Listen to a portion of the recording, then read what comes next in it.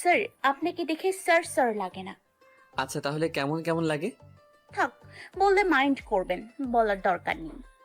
বলো, মাইন্ড করবো না। আপনাকে একদম চকলেট বয় লাগে। Sorry sir. কি ব্যাপার? তুমি গালে হাত দিয়ে আছো কেন? বললাম তো সরি। সরি বললেই সব ঠিক হয়ে গেল বুঝি? হুম। আমি এখন তোমার বর, বুঝলা? That's not fair sir. Why? চড় মারলেন গালে আর ভালোবাসা কপালে। শুধু গালে কেন, সব জায়গায় ভালোবাসা দিয়ে দেই। এই, একদম না। তা বললে তো হবে না ম্যাডাম। ইস। আচ্ছা, তাহলে তোমাকেও তো চকলেট গার্ল লাগে, কারণ তুমিও খুব কিউট। সব বন্ধুরা পড়তে পারলে আমি কেন পারবো না? আর আয়াত স্যারের প্রতি এখন আমার কোনো ফিলিংস নেই। আবার নিজেই নিজেকে প্রশ্ন করলাম, সত্যি কি তার প্রতি কোনো ফিলিংস নেই? আচ্ছা, একটা পরীক্ষা করে দেখি আয়াত স্যারকে আমি আজও ভালোবাসি কিনা। চোখ বন্ধ করে কতক্ষণ থাকবো? যদি আয়াত স্যারের চেহারা দেখি তাহলে ভালোবাসি, আর না আসলে তো নাই। আমি চোখ বন্ধ করলাম কিন্তু। প্রায় ২ বছর পর হঠাৎ করে তনয়া তার অঙ্ক টিচার মানে আয়াতকে দেখল। দেখে পুরো হাঁ হয়ে গেল। কখনো ভাবিনি কলেজে উঠে প্রথম দিন প্রথম ক্লাসে এভাবে আয়াত স্যারকে দেখতে পাবে। তনয়া এবার ইন্টার প্রথম বর্ষে। আয়াতকে দেখার সাথে সাথে তনয়ার হাতটা নিজের বাম গালে চলে গেল। ২ বছর আগে চড়ের দাগ বা ব্যথা কোনোটাই এখন নেই, কিন্তু মনের মধ্যে চড়ের দাগ বা ব্যথা ঠিকই রয়ে গেছে। কিছুটা লজ্জায়, কিছুটা ভয়ের ব্যথা। তাই নিজের অজান্তেই হাতটা গালে চলে গেল। আয়াত যে তনয়াকে দেখে কম অবাক হয়েছে তা কিন্তু না। তনয়ার মতো আয়াতের চোখে মুখেও বিস্ময়। আয়াতের ২ বছর আগের ঘটনা মনে পড়ে গেল। আয়াত কখনো ভাবেনি তনয়াকে আবার দেখতে পাবে। কয়েক মাস আগেই আয়াত এই কলেজে জয়েন করেছে অঙ্ক টিচার হিসেবে। আয়াত তনয়ার দিকে তাকিয়ে দেখে পাগলি মেয়েটা নিজের গালে হাত দিয়ে রেখেছে, যেটা দেখে আয়াত নিজের অজান্তেই হেসে ফেলল। তনয়া আয়াতের হাসিটা দেখে বুঝতে বাকি রইল না আয়াত কেন হাসতেছে। তবুও তনয়া এক ধ্যানে আয়াতের দিকে তাকিয়ে রইল। আয়াত সবার সাথে কথা বলতে বলতে তনয়ার কাছে এসে বলল। কি ব্যাপার? তুমি গালে হাত দিয়ে আছো কেন? আয়াতের কথায় তনয়ার ধ্যান ভাঙল। মামা মানে? কি বললা? ঠিক শুনি নাই, জোরে বলো। গলা থেকে হাতটা সরিয়ে। কিছু না স্যার। তাহলে গালে হাত দিয়ে আছো কেন? দাঁতে ব্যথা করছে নাকি? ব্যাটা বজ্জাত, খোঁচা দিয়ে কথা বলে। আমার দাঁতে না, আমার মনে ব্যথা করে। না স্যার, এমনিতেই গালে চুলকাচ্ছিল। ও, তো এবার পড়ায় মনোনিবেশ করি। সো স্টুডেন্ট, আজ আপনাদের কলেজের প্রথম ক্লাস। কলেজের প্রথম দিন খুব সুন্দর হওয়া চাই, কারণ এই দিনটা সারা জীবন মনের পাতায় স্মৃতি হয়ে রেখে যায়। অবশ্য অনেকের শকিং বিষয় হয়েও মনে পাতায় স্মৃতি হয়ে রয়ে যায়। তনয়া বুঝতে পারছে কথাটা আয়াত ওকে খোঁচা দিয়ে বলেছে, তাই মনে মনে বলেছে। ব্যাটা বজ্জাতের হাড্ডি, কাটা ঘায়ে নুনের ছিটা দিচ্ছি। কই বাত নেই, আমিও সুযোগ পাবো। তখন কড়াই গন্ডায় বুঝিয়ে দিব তনয়া কি জিনিস। এখন আছি তো দুজন একই কলেজে। কলেজ লাইফ মানে মজা হই হুল্লোড়, কিন্তু সাথে সাথে পড়াশোনা করতে হবে কিন্তু। আর আমার পরিচয়টা তো পেয়েই গেছেন, আমি আয়াত, আপনাদের ম্যাথ টিচার। আজ তো প্রথম ক্লাস, তাই বেশি বকবক করব না, কারণ আমি জানি এটা আপনাদের অসহ্য লাগবে। আরে, আমার নিজেরই তো টিচারদের বকবক শুনতে ইচ্ছা করে না, তো আপনাদেরকে কি বলবো? আয়াতের কথায় ক্লাসের সবাই হেসে দিল। এর মধ্যে একজন ছাত্র বলল। স্যার কিছু মনে না করলে একটা কথা বলি। হ্যাঁ বলো, কিন্তু তার আগে তোমার নাম বলো। ফাহাদ। ওকে ফাহাদ, বলো কি বলবে। স্যার আপনাকে দেখে টিচার মনে হয় না, আচ্ছা, তো কি মনে হয়? স্টুডেন্টের মতো লাগে। আসলে আমি প্রফেশনাল টিচার না, আমি এবার মাস্টার্স করতেছি। তাহলে শিক্ষকতা কেন? আসলে আমার এটা ভালো লাগে। এটা তো একটা প্রাইভেট কলেজ, আর কলেজের প্রিন্সিপাল আমার আঙ্কেল। তিনি বললেন যে যাতে কলেজে এসে প্র্যাকটিস করি, এতে আমার পিছনের পড়াটা চর্চায় থাকবে, নিজের সময়ও কাটবে। কুল স্যার। তা কতদিন প্র্যাকটিস করবেন স্যার? এই বছর 2, গল্প আর ইন্ট্রোডাকশন তো অনেক হলো, এখন একটু পড়াশোনা করি। তারপর আয়াত সামান্য কিছু পড়ালো। পুরো ক্লাসে তনয়া বারবার আয়াতের দিকে তাকালো। যখন আয়াতের চোখে চোখ পড়তো, চোখ নামিয়ে নিত। কলেজ ছুটি, আজ তাড়াতাড়ি হলো, তাই তনয়া তাড়াতাড়ি বাড়ি চলে যায়। বাড়ি গিয়ে তনয়া সোজা নিজের রুমে গিয়ে শুয়ে পড়ল। তনয়া, ফ্রেশ হয়ে খেতে আয়।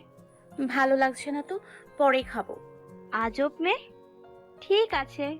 তনয়া শুয়ে শুয়ে ভাবছে, কিভাবে কি? পৃথিবীটা সত্যিই গোল। এখানে হারিয়ে যেতে চাইলে ঘুরে ফিরে ঠিক একই জায়গায় চলে আসতে হয়। কখনো ভাবিনি আয়াত স্যারের সাথে আবার দেখা হবে। যদিও চাইলে দেখা করতে পারা যেত, কিন্তু আমি নিজে থেকেই তা চাইনি। তাকে দেখলে ভয়ের থেকে বেশি লজ্জা লাগে। যে আজব কাণ্ড করেছিলাম তাতে লজ্জা হবারই তো কথা। চলুন ঘুরে আসি 2 বছর আগে। তখন তনয়া কেবল নবম শ্রেণীতে উঠেছে। বিজ্ঞান বিভাগের ছাত্রী তনয়া, সে কারণে দুটো ম্যাথ, সাধারণ গণিত আর উচ্চতর গণিত। প্রথম প্রথম তনয়া বাকি বন্ধুদের সাথে স্কুলের কোচিংয়ে পড়তো, কিন্তু বাড়ি থেকে স্কুল বেশ দূরে হওয়ায় স্কুল কোচিং একসাথে সামলাতে খুব কষ্ট হতো। তনয়ার বাবা সেটা খেয়াল করলেন। একমাত্র মেয়ে বলে কথা, তিনি বললেন তার জন্য ঘরে টিচার রেখে দিব।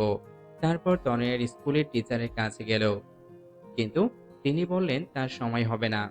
অবশেষে তনয়ার বাবা তার বন্ধুর ছেলে মানে আয়াতকে বলল যাতে তনয়াকে পড়ায়। আয়াত তখন অনার্স 2য় বর্ষে পড়ে অঙ্ক নিয়ে। আয়াত অঙ্কে ভীষণ ভালো।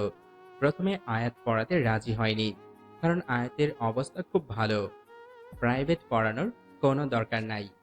কিন্তু তারপর যখন আয়াতের বাবা পড়াতে বললেন, তখন আর না করতে পারল না। প্রথম যেদিন আয়াত তনয়াকে পড়াতে গেল, তনয়া তো আয়াতকে দেখে পুরোই ক্রাশ, কারণ আয়াত দেখতে একেবারে চকলেট বয়। তনয়া হাঁ হয়ে আয়াতের দিকে তাকিয়ে রইল। তুমি কি তনয়া? জি, আসসালামু আলাইকুম। কেমন আছেন স্যার? ওয়ালাইকুম আসসালাম। ভালো, তুমি? খুব ভালো। স্যার, আপনাকে দেখে স্যার স্যার লাগে না। আচ্ছা, তাহলে কেমন কেমন লাগে? থাক, বললে মাইন্ড করবেন, বলার দরকার নেই। বলো, মাইন্ড করবো না। আপনাকে একদম চকলেট বয় লাগে। আচ্ছা, তাহলে তোমাকেও তো চকলেট গার্ল লাগে, কারণ তুমিও খুব কিউট। আয়াত কথাটা এমনি বলল, কিন্তু তনয়ার মনের মধ্যে তো 1 কেজি লাড্ডু ফুটল। আচ্ছা, তাহলে পড়া শুরু করি। ওকে। আয়াত সপ্তাহে 3 দিন তনয়াকে পড়াতো। আয়াত যখন তনয়াকে পড়াতো, তখন তনয়া প্রায়ই আয়াতের দিকে তাকিয়ে থাকতো। আয়াতের চোখে চোখ পড়লেই নামিয়ে নিত। ব্যাপারটা আয়াত খেয়াল করলেও তনয়ার ছেলে মানুষই ভেবে ইগনোর করত। কিন্তু তারপরও আয়াতের খুব অস্বস্তি লাগতো। তনয়া অনেক ছেলে মানুষই করত। আয়াত মাঝে মাঝে বকা দিলেও তনয়ার ছেলে মানুষিটার খুব ভালোও লাগতো। কিন্তু আয়াত কখনো তনয়াকে সে নজরে দেখেনি। ধীরে ধীরে তনয়ার কিশোরী মনটায় ভালোবাসার একটা ছোট্ট ফুল ফোটে। আর সে ফুলের নাম দেয় আয়াত। আয়াত তনয়ার হাব ভাব দেখে কিছুটা আঁচ করতে পারত, তাই ভাবলো তনয়াকে ইনডিরেক্টলি বুঝতে হবে, কারণ এই বয়সে এই ধরনের কিছু হওয়াটা নর্মাল। কারণ বয়সটাই খারাপ, বেশি কিছু বললে ব্যাপারটা উল্টো হয়ে যেতে পারে। তাই অনেক ভেবেচিন্তে তনয়াকে বলল, তনয়া, তোমাকে কিছু কথা বলি। হ্যাঁ স্যার, বলেন। জানো তনয়া, মানুষের জীবনে সব থেকে খারাপ বয়স কোনটা? না তো, কোনটা স্যার? 13 থেকে 18 বছর বয়সটা। কেন স্যার? আয়াত তনয়াকে ঠিক কিভাবে বোঝাবে তাই ভাবতেছে। তারপর বলল, এই সময় মানুষ ছেলেবেলা আর ম্যাচিওর বয়সের মাঝামাঝি থাকে। এই বয়সে খারাপ জিনিসটা ভালো, আর ভালো জিনিসটাকে খারাপ মনে হয়। এই বয়সের কিশোর কিশোরীদের শিক্ষণীয় কথা অসহ্য লাগে। এই বয়সে খারাপ জিনিসটা উপরের চাকচিক্য দেখে তার প্রতি আকৃষ্ট হয়ে ভুল করে, কিন্তু যখন বুঝতে পারে ভুল করছে, তখন করার মতো আর কিছু থাকে না। যে বয়সের ভ্রম থেকে নিজেকে বাঁচাতে পারবে, তার জীবনটা অনেক সুন্দর হবে। দেখো, এই বয়সে ভালো লাগা জিনিসটা মনের সাথে আষ্টে পৃষ্ঠে জড়িয়ে যায়। তখন বোঝা যায় কোনটা ভালো লাগা আর কোনটা ভালোবাসা। ভালো লাগা আর ভালোবাসার মধ্যে আলাদা একটা পৃথিবী তৈরি হয়ে যায়। যে পৃথিবীতে প্রথম প্রথম ফুলের সমারোহ থাকলেও কিছু দূর যেতেই দেখবে ফুলগুলো ঝরে গিয়ে সেখানে কাঁটার উৎপত্তি হয়েছে। আমি কি বলতে চাচ্ছি তুমি বুঝেছো? জি স্যার। কি বুঝলে? I love you. What? What? না স্যার, উত্তরটা আই লাভ ইউ টু হবে। Just shut up. আমি তোমাকে এতক্ষণ কি বোঝালাম? সব কি তোমার মাথার উপর দিয়ে গেছে? না স্যার, এক কান দিয়ে ঢুকছে, অপর কান দিয়ে বের হয়ে গেছে। চুপ, একদম চুপ। তোমাকে বললাম না, এই বয়সে কখনো ভালোবাসা হয় না। এটা হয় ভ্রম, নয় ভালো লাগা। No sir, I really love you. তোমার মতো ইডিয়েট মেয়েকে পড়ানো আমার পক্ষে সম্ভব না। Good bye. এই বলে রাগ করে হনহনিয়ে চলে গেল আয়াত। আর তনয়া হাঁ হয়ে আয়াতের যাওয়ার পানে তাকিয়ে রইল আর ভাবতেছে। কি এমন বললাম? মেয়েরা প্রপোজ করলে ছেলেরা আরো খুশি হয়ে একসেপ্ট করে, আর এ তো উল্টা। পরক্ষণেই তনয়ার মনে পড়ল আর বলল, আয়াত যদি বাবাকে বলে দেয় তাহলে তো সর্বনাশ। তাছাড়া সামনের মাসে প্রথম সাময়িক পরীক্ষা। এখন নতুন টিচার কোথায় পাবো? যাক, নিজের ইগো বর্তমানে ব্যাগে রেখে স্যারকে ফোন দিয়ে সরি বলি, দেখি বেটা ঘাট তারা মানে কিনা। এই ভেবে তনয়া আয়াতকে ফোন দিল। প্রথম কয়েকবার রিং হয়ে কলটা কেটে গেল। তারপর আয়াত ধরল। হ্যালো। হ্যাঁ বলো। Sorry sir. সরি বললে কাজ হবে না। আমি তোমাকে আর পড়াবো না। স্যার, আমি আর কখনো এমন বলবো না। প্লিজ বাবাকে কিছু বলবেন না। কিছুটা ভেবে ঠিক আছে। তাহলে কাল থেকে পড়াতে আসছেন? না, তোমার বাবাকে বলবো না। তাই বলে যে তোমাকে পড়াবো তা কিন্তু না। এখন নতুন টিচার কোথায় পাবো? আর বাবাকেই বা কি বলবো? সেটা মাথার মধ্যে প্রেম পোকা ঢোকার আগে মনে ছিল না? সরি বললাম তো। আর আপনিই তো বললেন যে এ বয়সে ভুল হয়। তাহলে আপনার কি উচিত না আমার ভুলটা শুধরে দেয়া? এই মেয়ে, তুমি তো দেখছি আমার কথায় আমাকেই ফাঁসিয়ে দিলা। ঠিক আছে, কাল থেকে পড়াতে আসবো, তবে একটা শর্তে। কি শর্ত স্যার? এই ধরনের কোনো দুষ্টমি বা ফাইজলামি আর কখনো করবে না, ঠিক আছে? ঠিক আছে স্যার। বেটা, তোরে একবার বাগে পাই, তখন দেখবি। পরের দিন থেকে আয়াত আবার নিয়মিত পড়াতে আসতো। তনয়া এখন অনেক শান্ত হয়ে গেছে।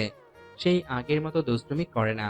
আয়াত প্রথম প্রথম তাতে খুব খুশি হয়েছিল, কিন্তু ধীরে ধীরে আয়াতও তনয়ার সেই দুষ্টুমিগুলোকে খুব মিস করত। কিন্তু সব বুঝতে পেরেও আয়াত তনয়াকে কিছু বলতো না।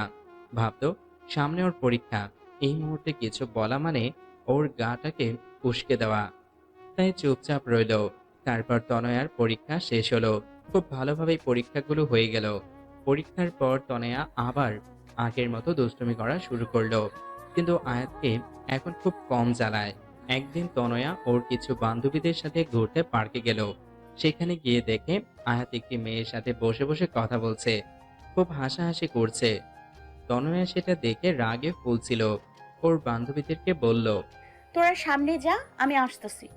তারপর সোজা গিয়ে আয়াতের সামনে দাঁড়ালো। রাগী চোখে আয়াতের দিকে তাকিয়ে আছে। আয়াত তনয়াকে দেখে বলল। আরে তনয়া, তুমি এখানে? উনি কে? আমার বন্ধু লিমা। বন্ধু নাকি অন্য কিছু? তা দিয়ে তোমার কি দরকার? তনয়া কোনো কথা না বলেই আয়াতের গালে একটা কিস করে বলল। কারণ আই স্টিল লাভ উই। উপস্থিত ঘটনায় আয়াত আর লিমা হতভম্ব হয়ে গেল। আয়াতেরও ভীষণ রাগ উঠে গেল। তারপর একটা শব্দ হলো, আর তনয়া নিজের গালে হাত দিয়ে আছে। এই মেয়ে, তোমাকে কথা বললে বোঝো না নাকি? তোমাকে এত বোঝানোর পরও বোঝো না? আর শোনো, তোমাকে আমি ভালোবাসি না, কারণ আমি লিমাকে ভালোবাসি। আর হ্যাঁ, ও আমার বন্ধু না, গার্লফ্রেন্ড। আর কখনো তোমাকে পড়াবো না। যাও, বাড়ি যাও। ধমক দিয়ে পাঠিয়ে দিল। তনয়া আয়াতের কথাগুলো শুনে কান্না করে দিল। টপ টপ করে ওর চোখ থেকে জল পড়ছে। তারপর গাল চেপে ফুপিয়ে ফুপিয়ে বলল। ভালোবাসেন না ঠিক আছে, তাই বলে চড় মারলেন কেন? আমার গালটা যে লাল হয়ে গেল, খুব ব্যথাও করছে।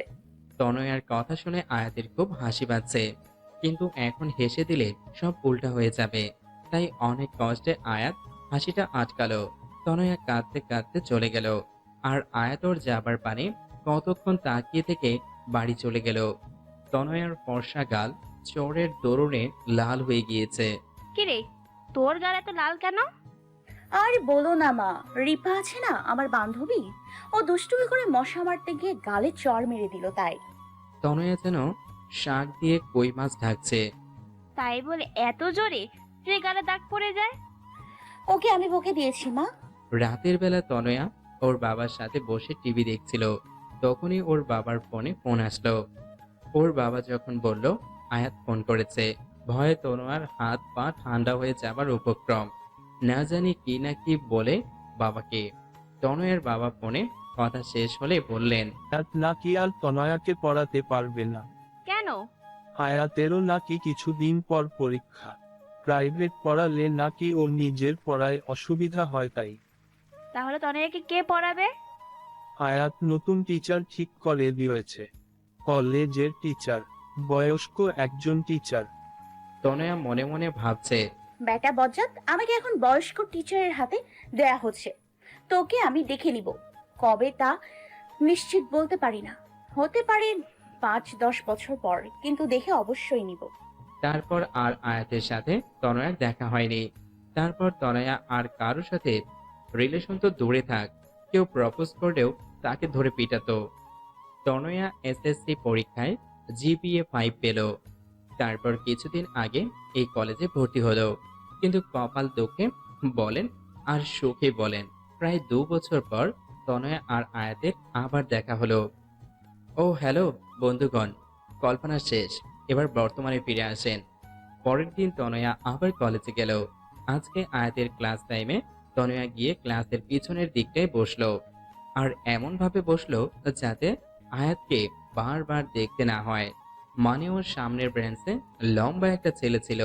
আয়াত এসে বারবার ক্লাসের এদিক ওদিক চোখ বোলাচ্ছিল। তারপর দেখলো তনয়া ক্লাসের পিছনের দিকে নিচের দিকে তাকিয়ে চুপচাপ বসে খাতায় আঁকিবুকি করছে। আয়াত তনয়ার বেঞ্চের পাশে গিয়ে একটা কাশি দিল।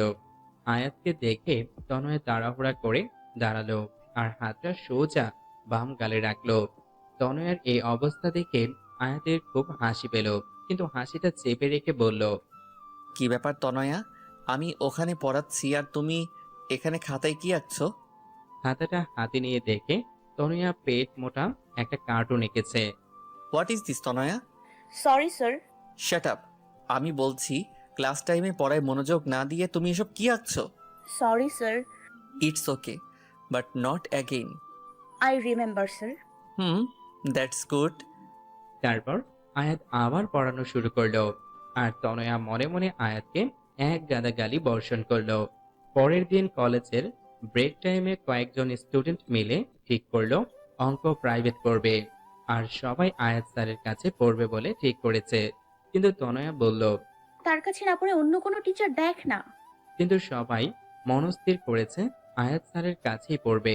তাই সবাই মিলে আয়াতের কাছে গেল কথা বলতে, কিন্তু তনয়া গেল না।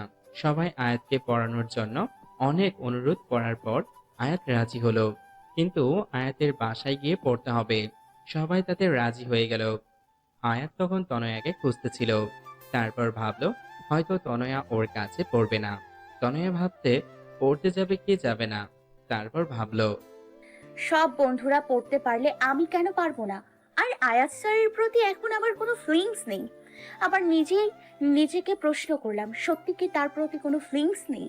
আচ্ছা, একটা পরীক্ষা করে দেখি আয়াত স্যারকে আমি আজও ভালোবাসি কিনা। চোখ বন্ধ করে কতক্ষণ থাকবো? যদি আয়াত স্যারের চেহারা দেখি তাহলে ভালোবাসি, আর না আসলে তো নাই। আমি চোখ বন্ধ করলাম কিন্তু। কিছুক্ষণ চোখ বন্ধ করার পর তনয়া কেঁপে উঠল।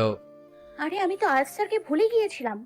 তাহলে চোখ বন্ধ করলেই শুধু তাকে কেন দেখতেছি? আজব তো। কয়েকদিন পর থেকে সবাই আয়াতের বাসায় পড়তে গেল। সবাই আয়াতের বাসায় ঢুকে পড়ল, কিন্তু তনয়া ভিতরে যাবে কি যাবে না তা নিয়ে চিন্তা করছে। এর মধ্যে আয়াত দরজার সামনে এসে বলল, ভিতরে এলে তোমাকে খেয়ে ফেলবো না? আয়াতকে দেখেই বাম গালে হাত দেওয়া তনয়া অভ্যাসে পরিণত হয়েছে।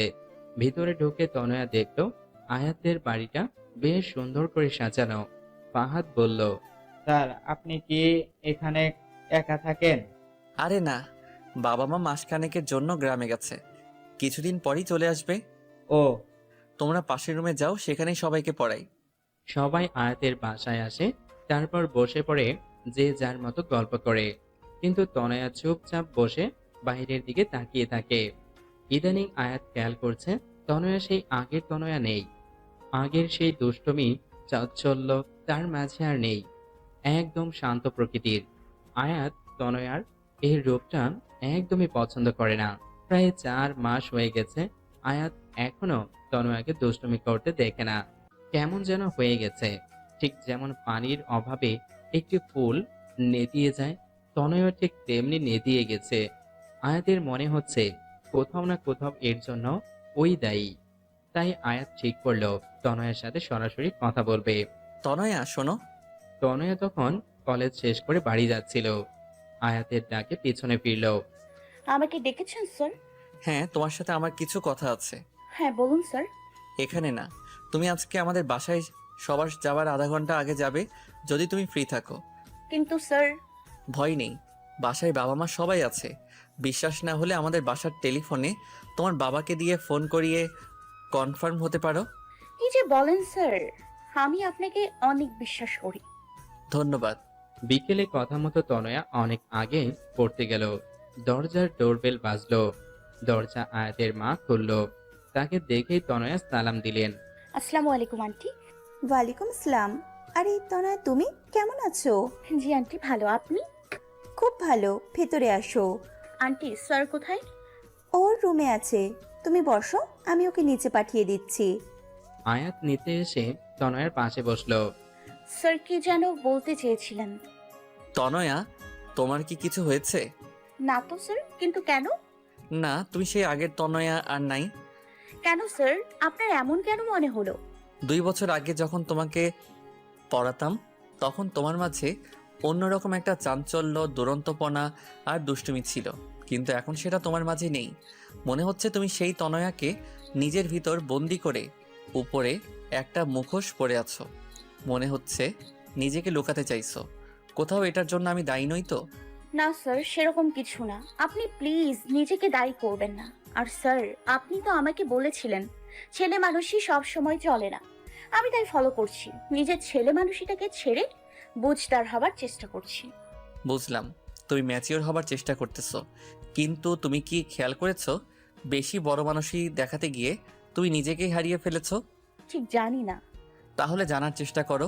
এভাবে নিজের থেকে যদি দূরে চলে যাও তবে খুশি থাকতে পারবে না। দেখো তনয়া, সবার একটা অতীত থাকবেই। সেই তুলনায় তোমার অতীতটা নেহাত ছেলে মানুষই, কিন্তু তবুও সেটা মনের মাঝে দাগ কেটে যায়। তারপরও অতীতটাকে ভুলে থাকাই ভালো নয় কি? কি বললাম, বুঝলা কিছু? স্যার। তাহলে আবার আগের তনয়া হয়ে যাও, কেমন? তবে হ্যাঁ, দুষ্টুমির পরিমাণ কিন্তু আগের মতো রেখো না, কারণ আমি জানি তনয়ার দুষ্টুমি অন্যদের উপর কতটা ভারী পড়ে। আয়াতের কথা শুনে দুজনেই হেসে দিল। কিন্তু স্যার, আমি আবার আগের তনয়ে কিভাবে হব? সেটাও কি আমি বলে দিব?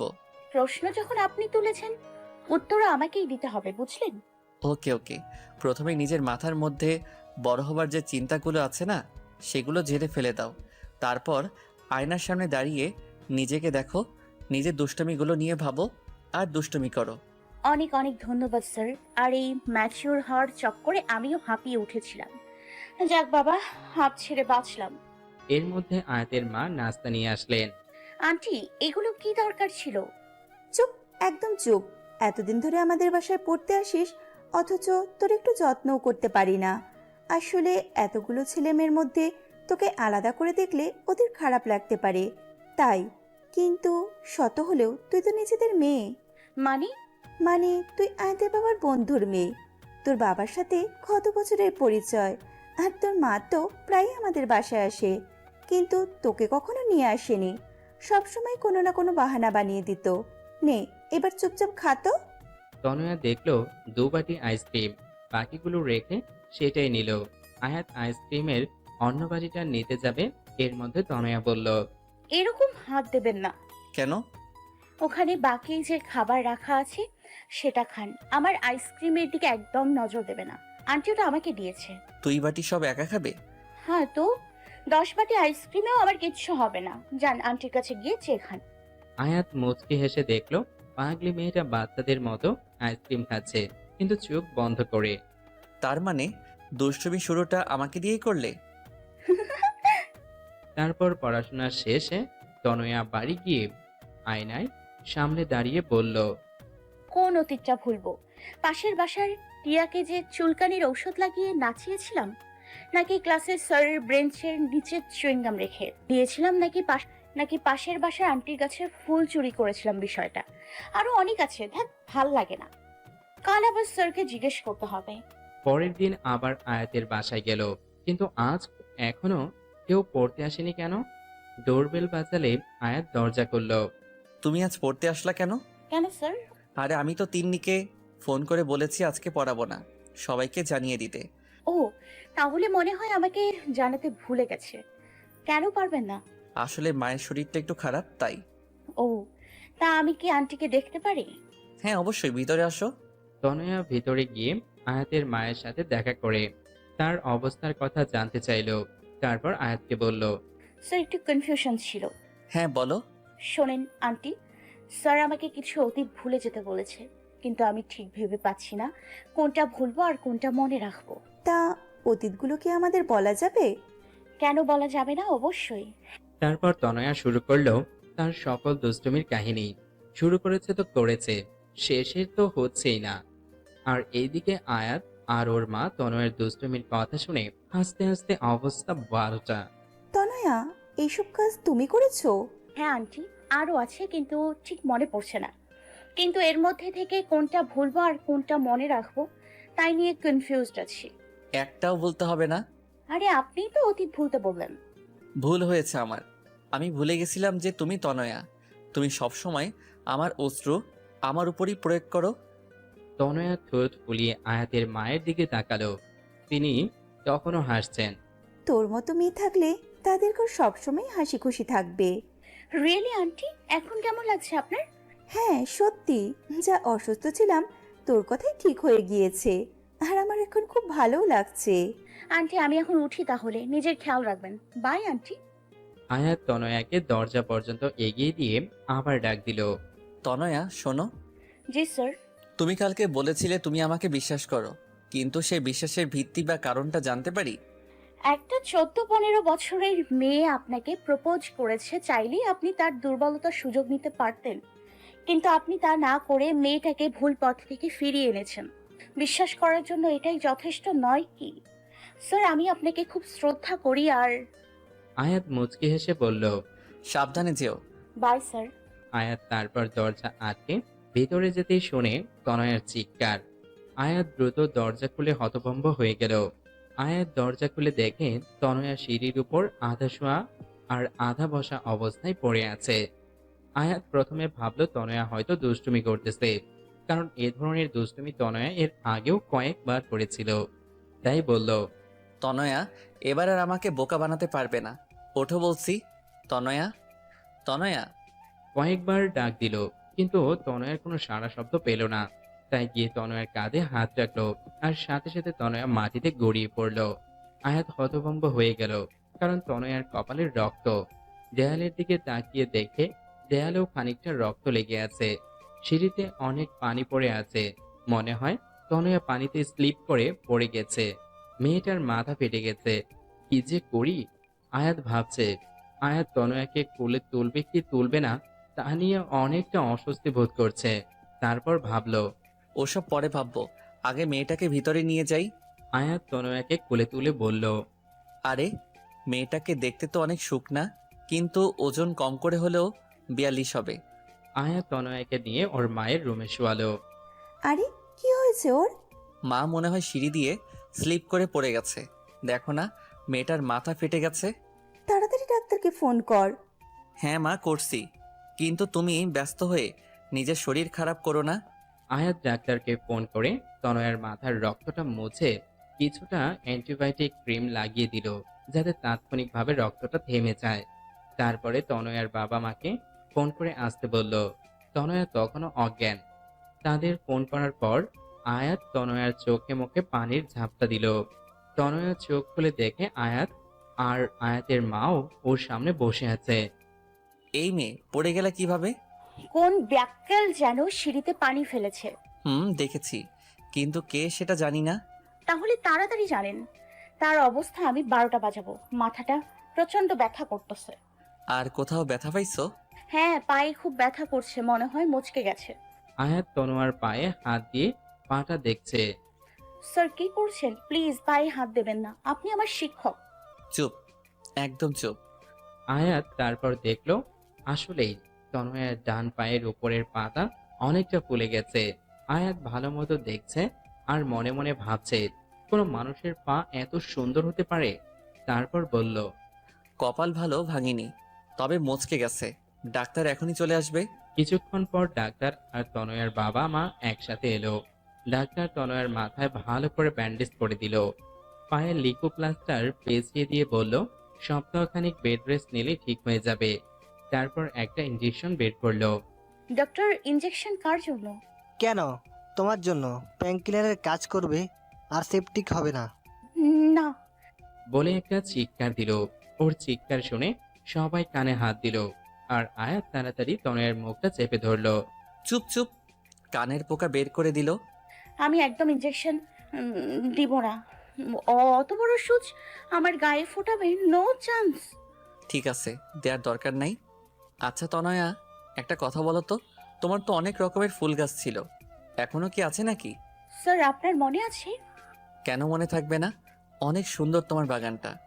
এখন তো আগের থেকেও বেশি ফুল আছে। জানেন স্যার, 12 রকমের ক্যাকটাস গাছ আছে আমার। আচ্ছা, তা আমাকে কিছু ফুল গাছ দিবা? হ্যাঁ, অবশ্যই স্যার। ডাক্তার হয়েছে? হ্যাঁ। তনয়া তাকিয়ে দেখে ডাক্তারের ইঞ্জেকশন দেওয়া শেষ। তনয়া বুঝলো আয়াত কেন ফুল গাছের প্রসঙ্গ তুলেছে। স্যার, আপনি খুব বাজে। আমি জানি। কয়েকদিনে ঠিক হয়ে যাবে, ওষুধ দিয়ে গেলাম। আর হ্যাঁ, 2 দিন জ্বর থাকতে পারে। তারপর তনয়ার বাবা মা আয়াতের বাবা মায়ের সাথে কথা বলতে থাকে। আর আয়াত আর তনয়া অনেক কথা বলল। তনয়ার দুষ্টুমি ভরা কথাগুলো শুনে আয়াত মুগ্ধ নয়নে তনয়ার দিকে তাকিয়ে থাকে। তনয়ার চোখে চোখ পড়তেই আবার চোখ সরিয়ে নিত। এদিকে সন্ধ্যা পেরিয়ে গেল। আমাদের যে এখন উঠতে হবে। আরে থাক না আজকে। না রে, পরে একদিন।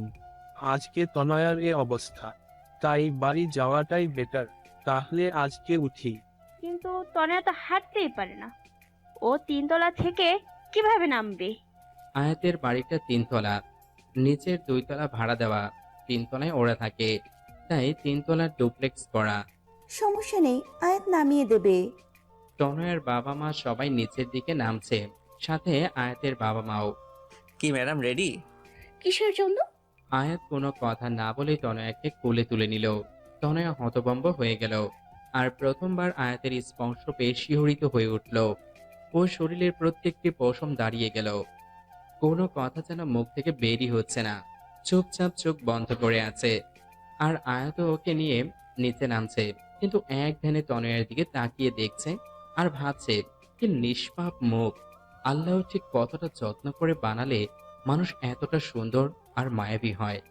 তনয়ার দিকে তাকিয়ে নিজের অজান্তেই মুচকি হেসে ফেলল। তনয়া শোনো। তনয়া চোখ মেলে বলল, জি।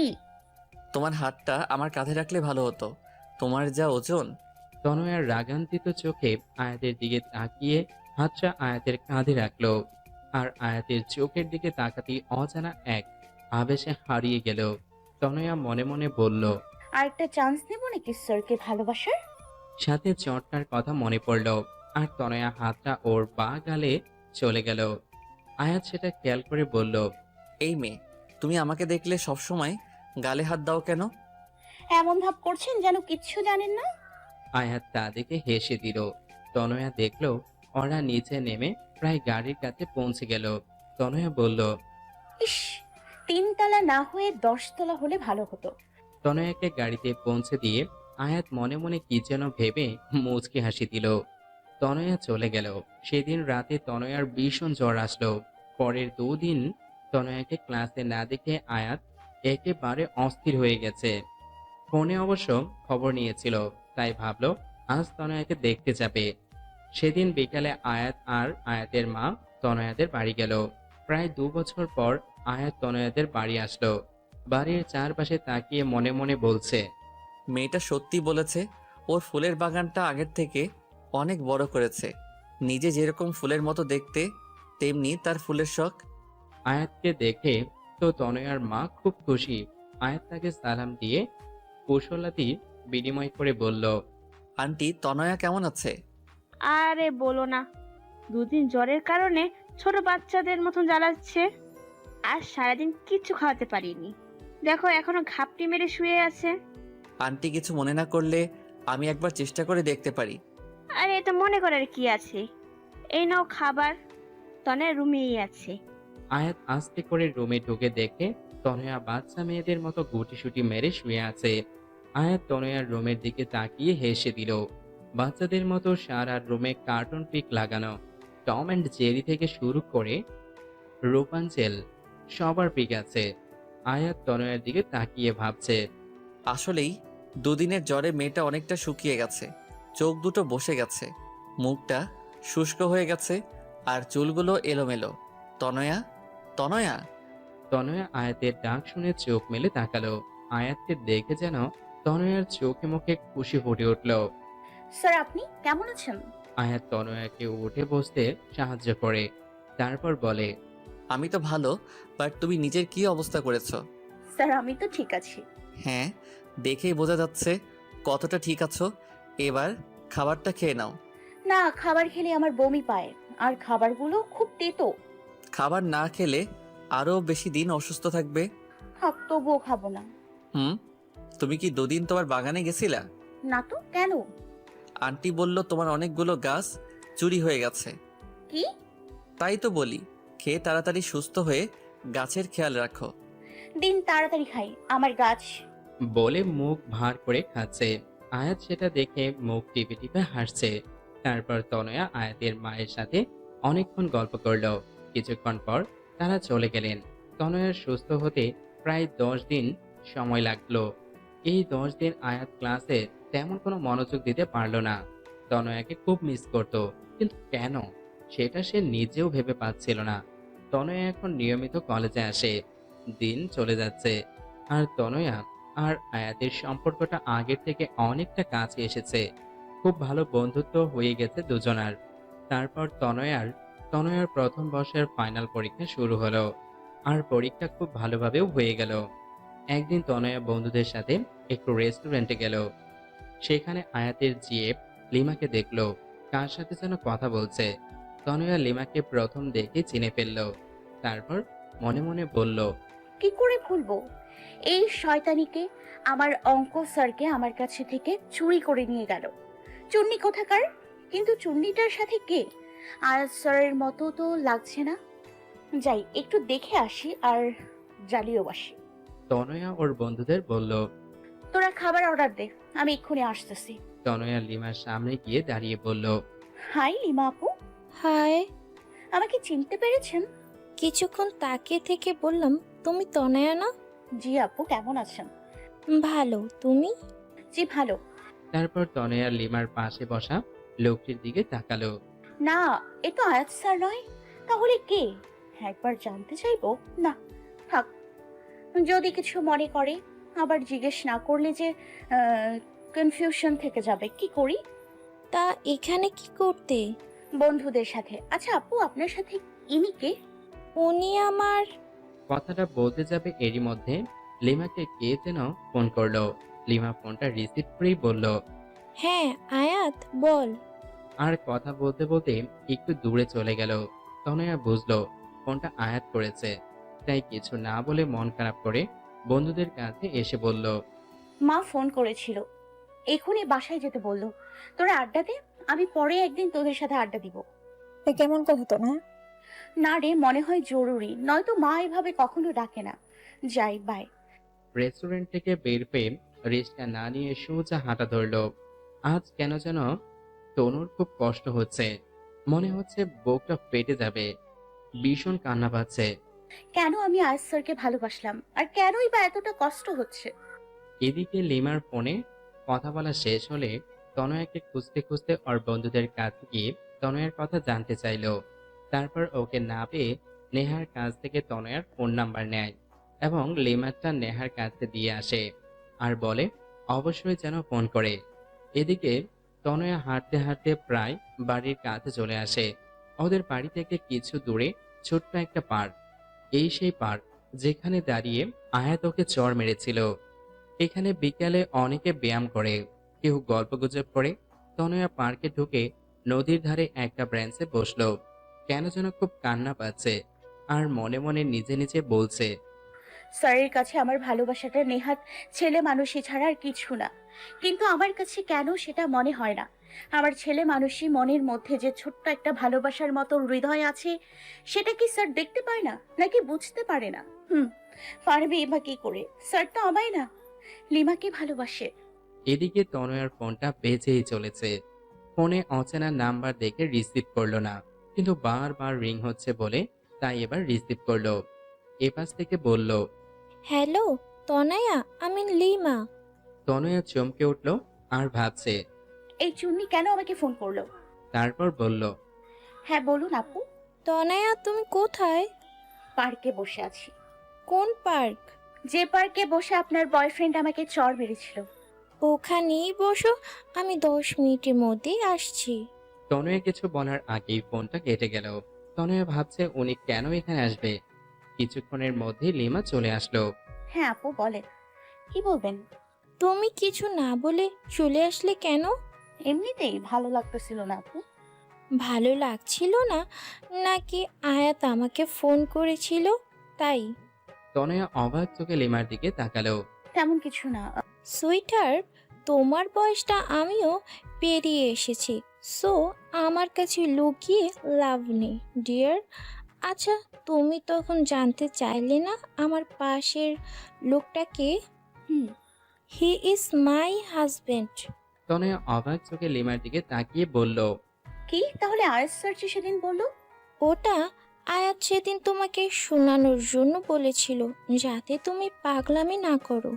তাহলে তার সাথে আপনার সম্পর্ক কি?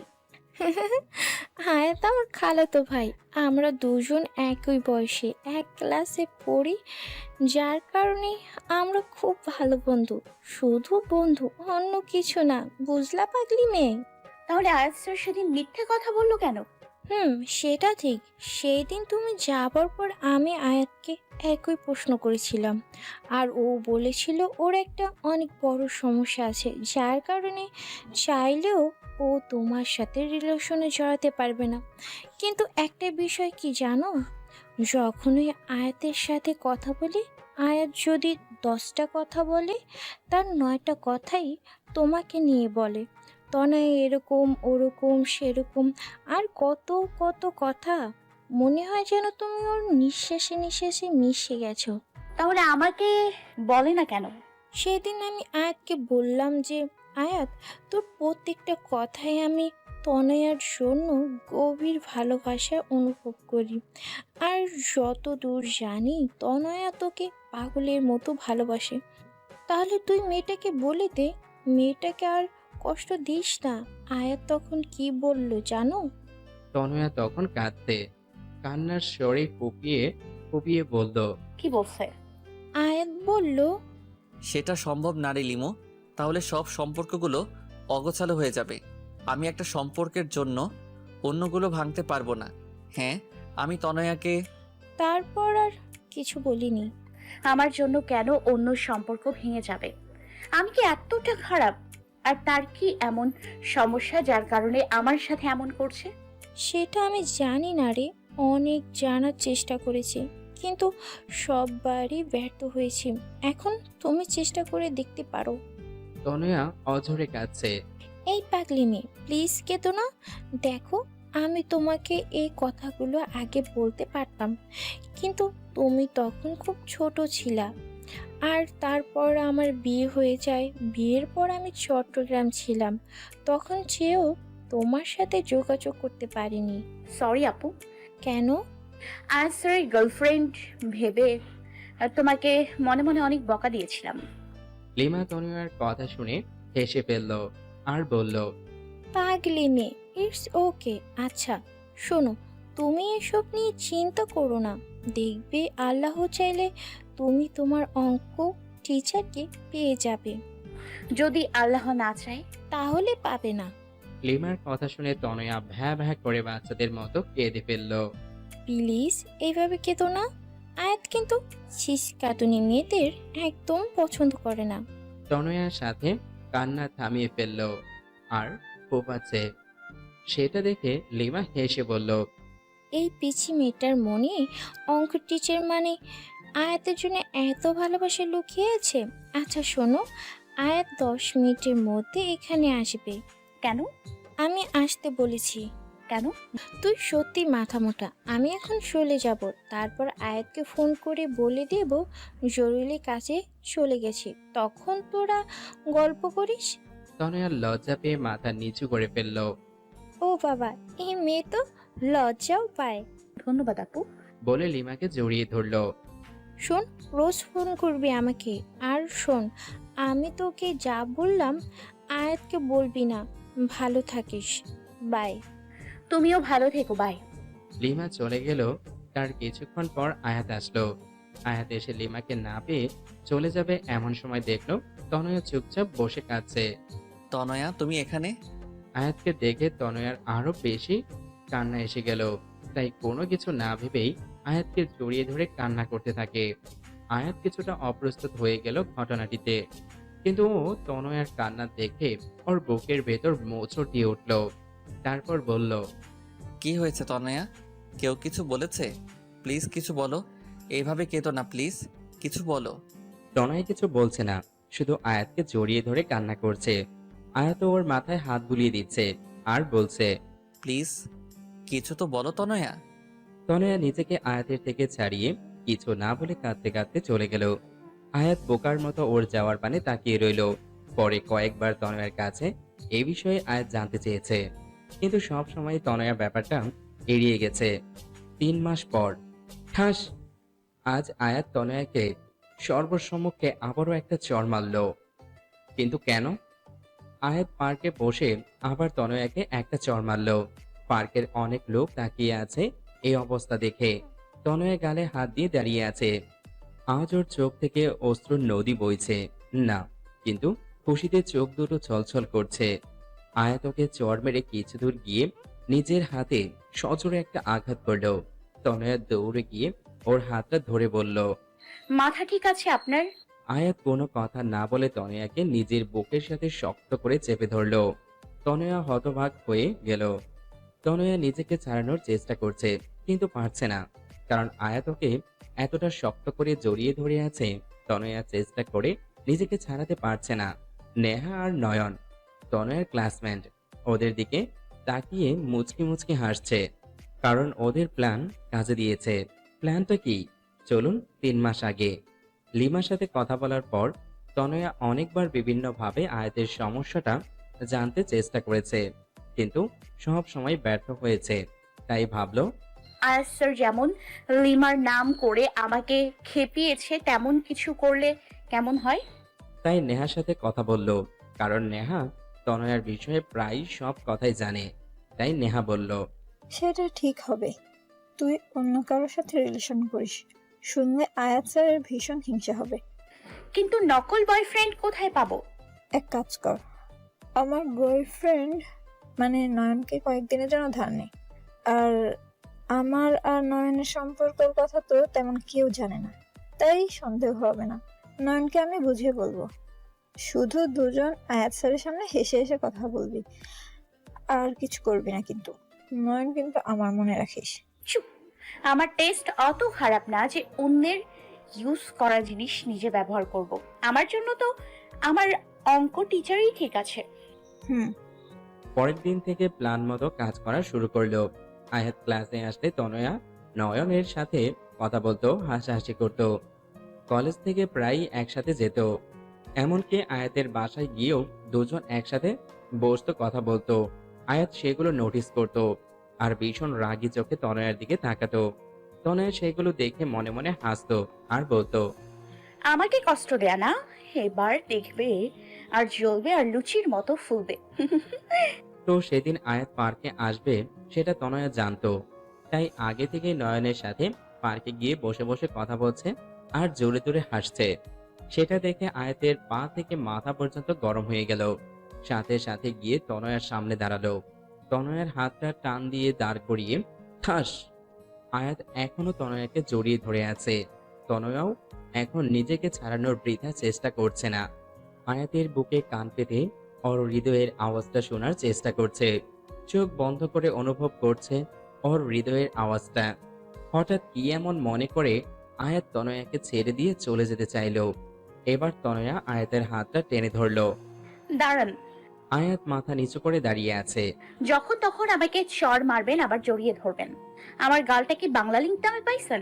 চড় মারলেন তো মারলেন, তারপর টানা 10 মিনিট জড়িয়ে ধরে রাখলেন। দেখেন লোকজন কেমন করে তাকিয়ে আছে। আপনার সমস্যাটা কি বলবেন? কোনো সমস্যা নাই, আমার কাজ আছে।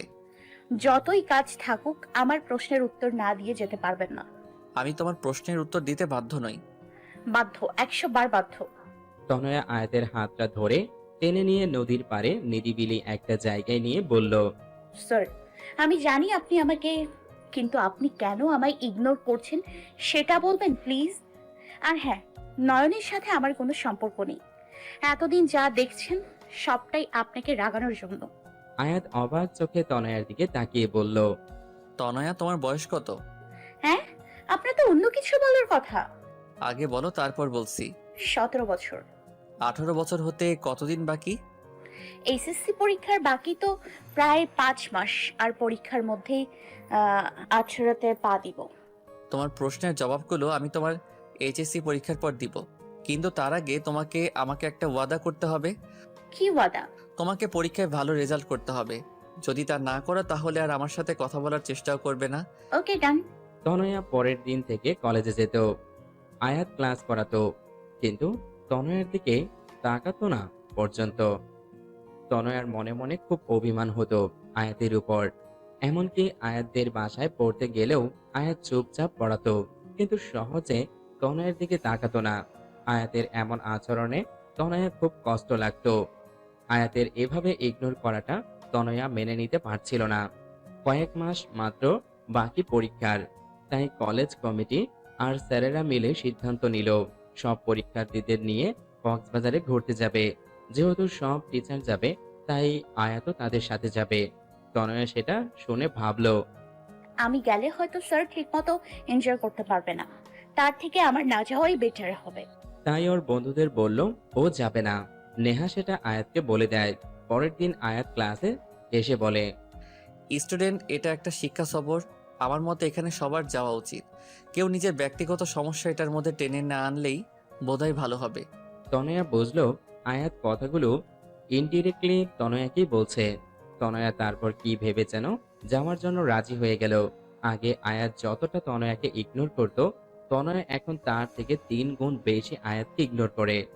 এসব করতে তনয়ার কষ্ট হয়, খুব কষ্ট লাগে, কিন্তু তবুও আয়াতের উপর রাগ দেখিয়ে কাজগুলো করে। আজ ওরা সবাই শিক্ষা সফরে যাচ্ছে। 3টা বাস, প্রত্যেক বাসেই টিচার আছে।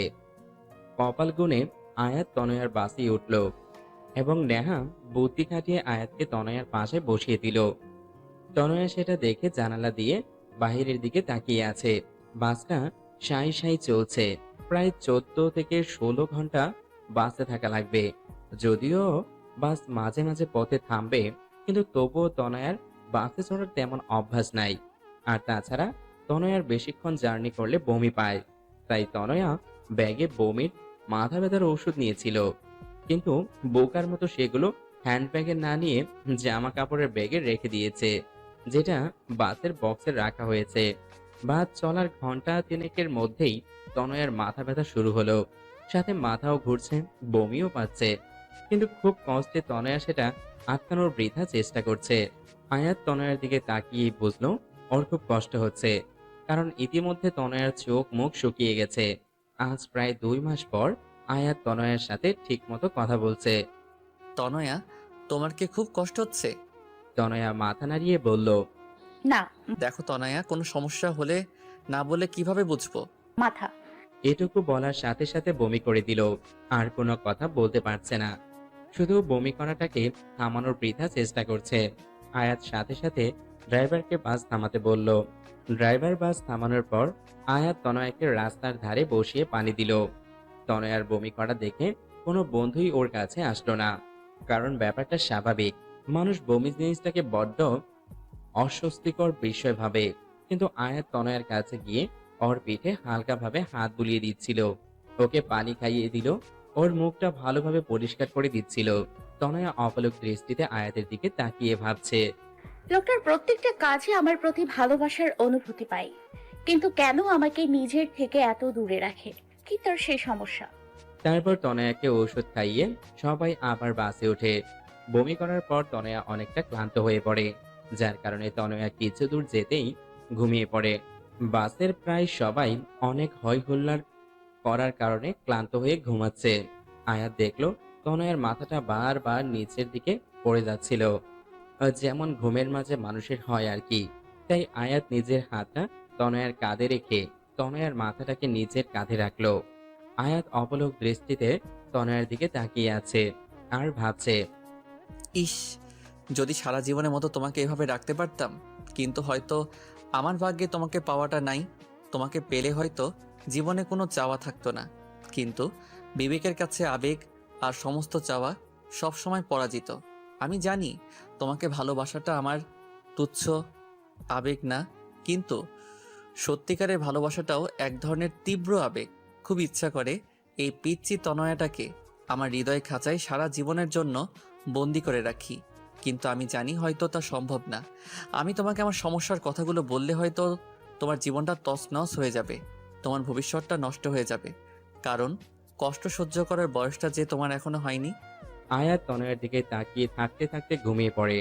কিছুক্ষণ পর তনয়ার ঘুম ভাঙে, কিন্তু তনয়ার মনে হচ্ছে কারো হৃদয়ের মাঝে আছে ও। মাথাটা হালকা ওঠাতেই দেখে আয়াতের কাঁধে ওর মাথাটা রাখা। নিজের অজান্তেই তনয়ার মুখে হাসি ফুটে উঠল। তনয়া ভাবছে, ভবিষ্যতে আমি আয়াত স্যারকে পাবো কিনা জানি না, তার সাথে সারা জীবন কাটাতে পারবো কিনা জানি না, কিন্তু এই যে মুহূর্তগুলো তার সাথে কাটাচ্ছি, এর থেকে সুন্দর মুহূর্ত আর আমার জীবনে আসবে কিনা আমি তাও জানি না, কিন্তু এই মুহূর্তগুলোকে আমি আমার সবটা দিয়ে উপভোগ করতে চাই। হঠাৎ রাস্তার উঁচু নিচু ঢালে বাস লাফিয়ে ওঠায় আয়াতের ঘুম ভেঙে গেল। তনয়াও অনেকটা হকচকিয়ে উঠল। তনয়া আয়াতের দিকে তাকিয়ে লজ্জা পেয়ে বাইরের দিকে তাকালো। তনয়া, তোমার এখন কেমন লাগছে? আগের থেকে অনেকটা বেটার স্যার। কিছু খাবে? না স্যার। এর মধ্যেই বাস ঢাকা পৌঁছে গেল। ঢাকার প্রায় ঘন্টাখানেক বাস থামলো। সবাই খাবারের জন্য হোটেলে ঢুকলো। সবাই যে যার মতো খাচ্ছে, কিন্তু আয়াত তনয়াকে শুধু ভাত, করলা ভাজি আর ডাল দিল। আমি এগুলো খাবো না। সেটা বললে তো হবে না, এখনো অনেকটা পথ জার্নি করতে হবে। অন্য কিছু খেলে তুমি আবার বমি করবে। দেখো, তোমাকে সাপোর্ট করতে আমিও একই খাবার খাচ্ছি। প্লিজ খাও তনয়া, নয়তো তোমার শরীর আরো খারাপ লাগবে। তনয়া আয়াতের কথা আর ফেলতে পারলো না, তাই কষ্ট হলেও খাবারটা খেয়ে নিল। তারপর আয়াত ওকে বমির আর মাথা ব্যথার ঔষধ খাওয়ালো। ঢাকা থেকে কক্সবাজার পৌঁছাতে অনেক রাত হয়ে গেল। তনয়া আর বমি করেনি। হোটেল আগে থেকেই বুকিং করা ছিল, তাই কোনো সমস্যা হলো না।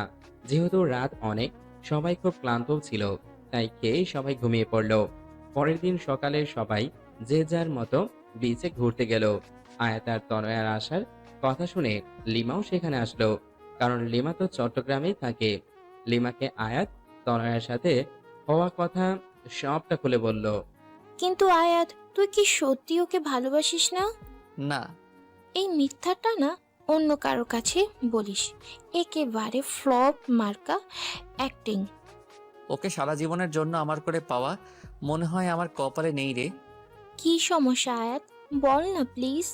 আয়াত, তোর আবার কোনো বড় ধরনের অসুখ করেনি তো? আরে না, সমস্যাটা তুই জানিস, হয়তো খেয়াল নেই। কি সেটা আয়াত? তুই তো আমার বড় ভাইয়া আয়নের কথা জানিস। হ্যাঁ, সে একটা মেয়েকে ভালোবেসে পালিয়ে বিয়ে করেছিল বলে তোর বাবা তার সাথে কোনো সম্পর্ক রাখেনি। হ্যাঁ, কিন্তু ভাইয়া ভালোবেসে বিয়ে করেছে বলে বাবা ততটা রাগ করেনি। আসলে বাবা তার বন্ধুর এক মেয়ের সাথে ভাইয়ার বিয়ে ঠিক করেছিল, কিন্তু ভাইয়া বাবাকে কিছু না বলে বিয়ে করায় বাবার বন্ধুর তাকে অনেক অপমান করেছিল। কিন্তু বাবা তার অপমানে কতটা কষ্ট পায় নাই, যতটা ভাইয়া তার কাছে সত্যি লুকিয়েছে বলে পেয়েছে। বাবা আগেই বলেছে তিনি মিথ্যাকে ঘৃণা করেন, আর তাছাড়া বাবা সবসময় আমাদের সাথে বন্ধুসুলভ ছিল, কিন্তু তবুও ভাইয়া বলেনি। তারপর থেকে বাবা ভাইয়ার সাথে কোনো সম্পর্ক রাখেনি। আমি অনেকবার চেষ্টা করেছি বাবাকে বোঝানোর, কিন্তু তিনি আমার কোনো কথাই শোনেননি। আসলে মানুষ একবার তীব্র কষ্ট পেলে তার মনটা পাথরের মতো হয়ে যায়। তখন শত আবেগ অনুভূতি তার মনকে ছুঁতে পারে না। বাবার ক্ষেত্রেও তাই হয়েছে।